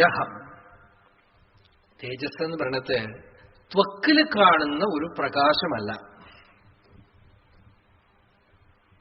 തേജസ്സിന്റെ ലക്ഷണം ശാസ്ത്രകാരന്മാർ പറയണത് എന്താന്ന് വെച്ചാൽ, സത്യത്തിൽ നിഷ്ഠയുള്ളവൻ, തപസ്സിൽ നിഷ്ഠയുള്ളവൻ, ധർമ്മത്തിലെ നിഷ്ഠയുള്ളവനിൽ വരുന്ന ഒരു അപൂർവ ശക്തിയാണത്. ആ ശക്തിക്ക് എന്താ അതിന്റെ സ്വഭാവം എന്ന് വെച്ചാൽ, അതിന് വിപരീത അഭിപ്രായമുള്ളവർക്ക് അടുത്തു വരാൻ കഴിയാത്ത ഒരു വരമ്പുണ്ടാവും, ഒരു കിടങ്ങുണ്ടാവുന്നതാണ് നടുവില്. എന്തോ രമണ ഭഗവാന്റെ അടുത്ത് ചെന്നിട്ട് പോൾ ബ്രണ്ടൻ പറയുന്നുണ്ട്, he is so simple. He was ever available, but I could never talk to him for 2 days because I never felt that he is a person with whom you can talk in equal terms. വളരെ സിമ്പിളാണ്, available ആണ്. പക്ഷെ അടുത്തുപോയി അത്ര easy ആയിട്ട് സർവ്വസാധാരണ കാര്യങ്ങൾ പറയാമെന്ന് തോന്നുന്നില്ല എന്ന്.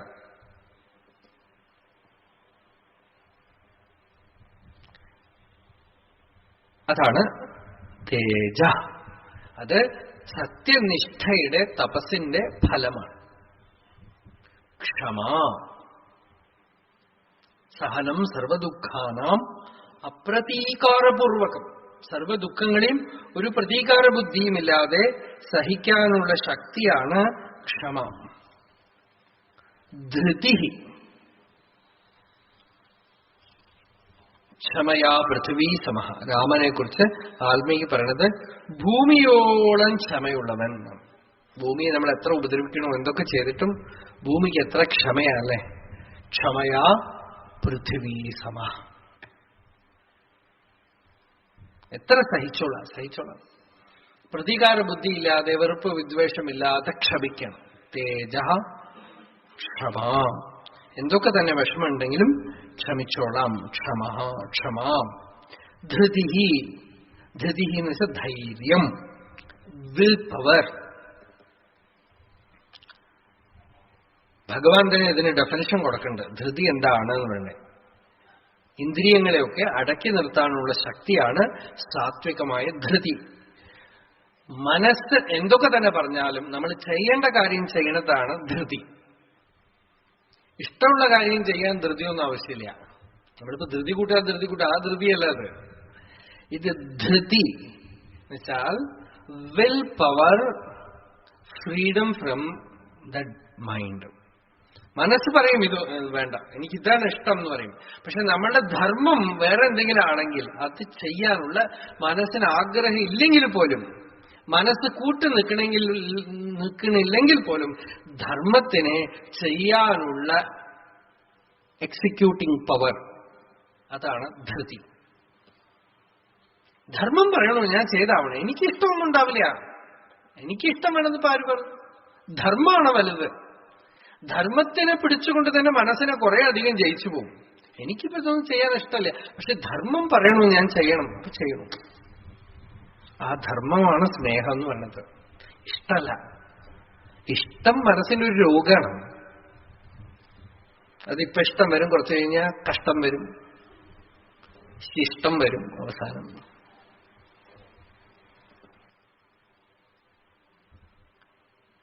ഇഷ്ടപ്പെട്ടിട്ട് ഒരു കാര്യം ചെയ്യാൻ ആരും പറയേ വേണ്ട. നിങ്ങൾ പറയണോ? ഇഷ്ടപ്പെട്ട നമ്മൾ ചെയ്തോളൂ.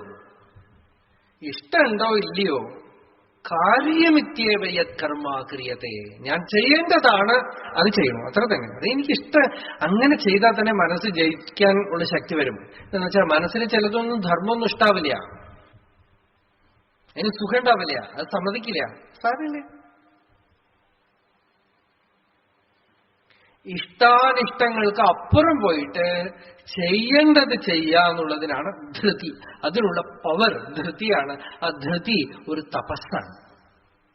ശൗചം, ബാഹ്യമായും ആന്തരികമായിട്ടുള്ള ശുദ്ധി.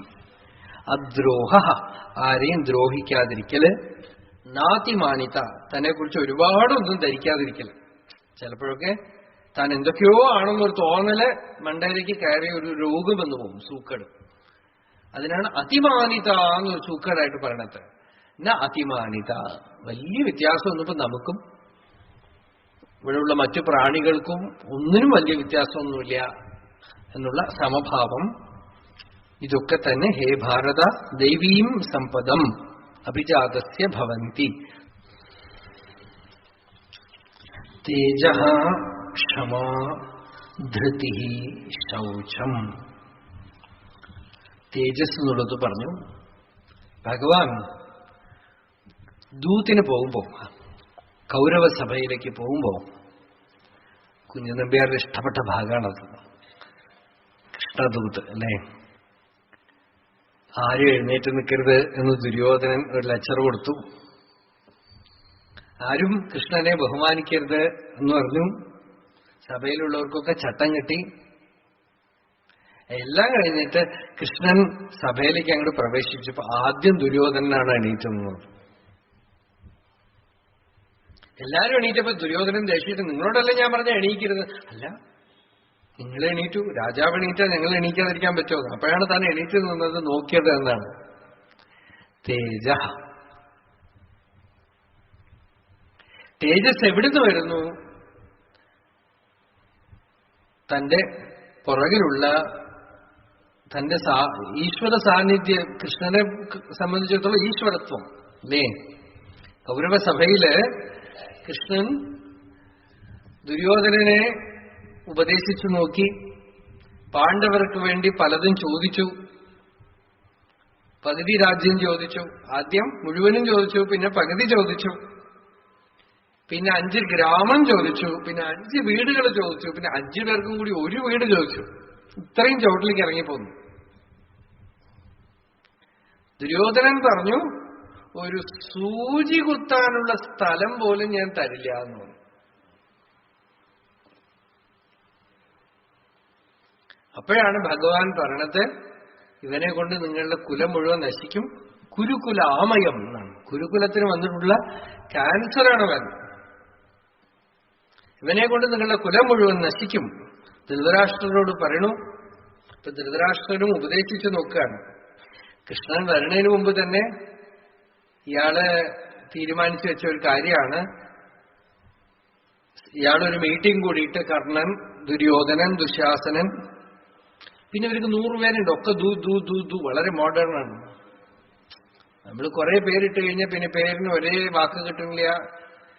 ധൃതരാഷ്ട്രൻ ഗാന്ധാരിയും കൂടെ ദൂ വെച്ചിട്ട് ഒരു 108 പേര് ഉണ്ടാക്കിയാണ്. ഇവരൊക്കെ കൂടെ ശകുനി മാമാവുമായിട്ട് കൂടിച്ചേർന്ന് ആലോചിച്ചു വെച്ചു, കൃഷ്ണനെയാണ് പിടിച്ച് കെട്ട തീരുമാനിച്ചു. ഇവർ ഈ മീറ്റിംഗ് കൂടുന്നത് സാത്യക്ക് കണ്ടു. സാത്യക്ക് ചെന്ന് വന്ന് സഭയിൽ വന്ന് പറയാണ്, ഭീഷ്മരുടെ അടുത്തും ധൃതരാഷ്ട്രരുടെ അടുത്തും പറഞ്ഞു, എന്തു വിഡ്ഢിയാണ് ഇവൻ, നിങ്ങളുടെ മകൻ അഗ്നിയെ തുണി കൊണ്ട് പിടിക്കാൻ നോക്കുകയാണ്, കൃഷ്ണനെ പിടിച്ച് കെട്ടിയിടാന്ന് വിചാരിക്കുകയാണ്. ഗാന്ധാരി പോയി ദുര്യോധനെ വിളിച്ചോണ്ട് വരാൻ പറഞ്ഞു. ഗാന്ധാരി വന്നു. എല്ലാരും ചീത്ത പറയാണ് ദുര്യോധനെ, നീ എന്തു മഠയനാണ്. അപ്പൊ ഭഗവാൻ പറയാണ്, അവൻ എന്ത് വേണമെങ്കിൽ തീരുമാനിക്കട്ടെ, നീ എന്ത് വിചാരിച്ചു, ഞാൻ തനിയെ വന്നിരിക്കണമെന്നാണോ വിചാരിച്ചത് എന്ന് പറഞ്ഞിട്ടാണ് ദുര്യോധനന് വിശ്വരു എല്ലാരും കാണിച്ചു. കണ്ടോ, നാരായണീ സേന എന്റെ കൂടെ ഉണ്ട്, സർവശക്തികളും തന്റെ കൂടെ ഉണ്ട്.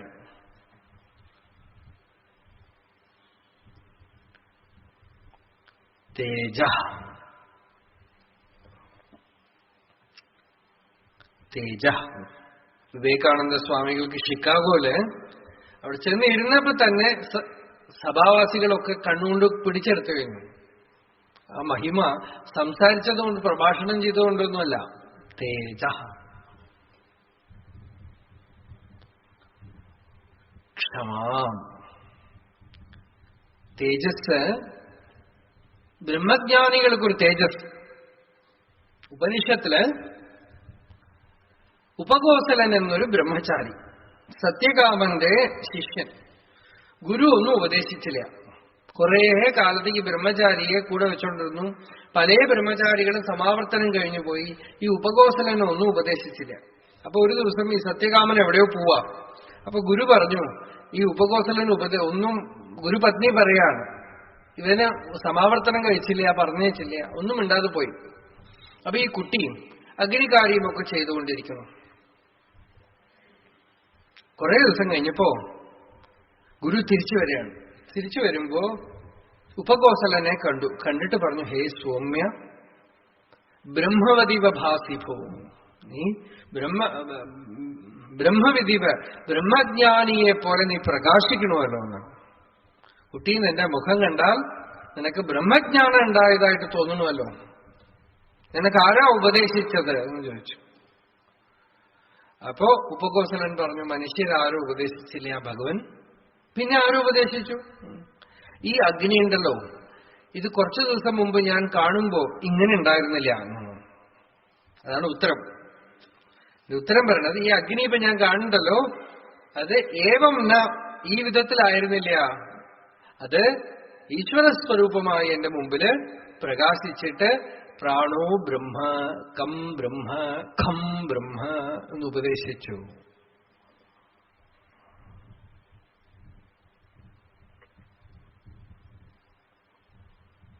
അഗ്നി തന്നെയാണ് ഉപദേശിച്ചത്. ആ അഗ്നി ഉപദേശിച്ചതിനെ ഗുരു വീണ്ടും ഉപദേശിക്കുകയാണ്. പുതിയ ഉപദേശമൊന്നും കൊടുത്തില്ല, അത് തന്നെ ഉപദേശിച്ചു. ഇവിടെ ആ കുട്ടിയുടെ തേജസ്, സത്യകാമൻ ഗുരുകുലത്തിലെ കാട്ടിലെ പശുവിനെ മേയ്ക്കാൻ പോയിട്ട് തിരിച്ചു വന്നു. അപ്പൊ ഗുരു ചോദിച്ചു, നീ എന്താ ബ്രഹ്മജ്ഞാനിയെ പോലെ പ്രകാശിക്കണം? ആരുപദേശിച്ചു?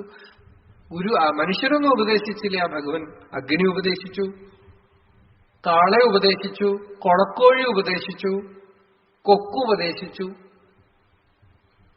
ഇവരൊക്കെയാണ് ഉപദേശിച്ചതെന്ന്. അപ്പൊ എങ്ങനെ കണ്ടു മനസ്സിലാക്കി? തേജസ് കണ്ടിട്ട് മനസ്സിലാക്കി.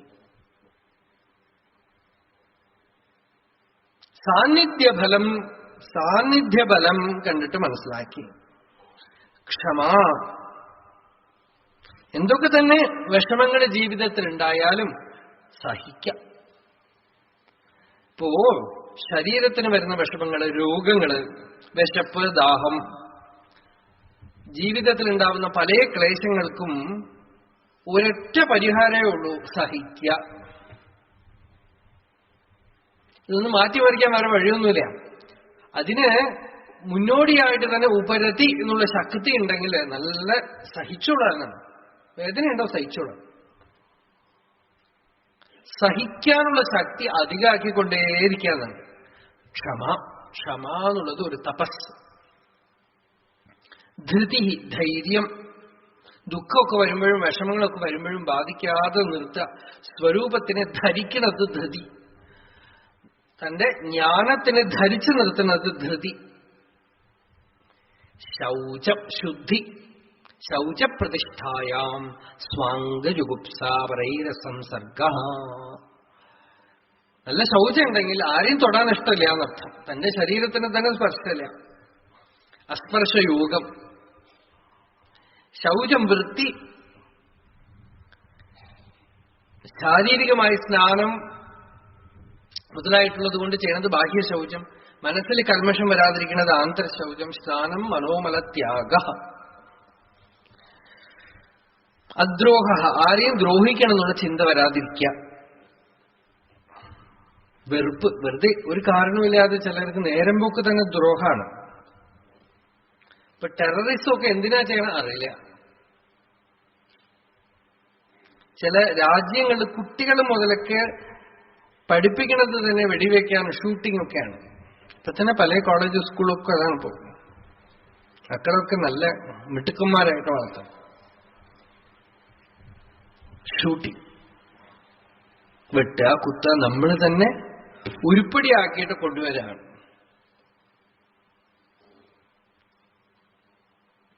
ചോദിച്ചാൽ എന്താ? അത് സംരക്ഷണത്തിന് വേണ്ടിയാണെന്ന് പറയും. പക്ഷേ അതിനകത്ത് ഹിംസ ഗുംഭിതമാണതിൽ.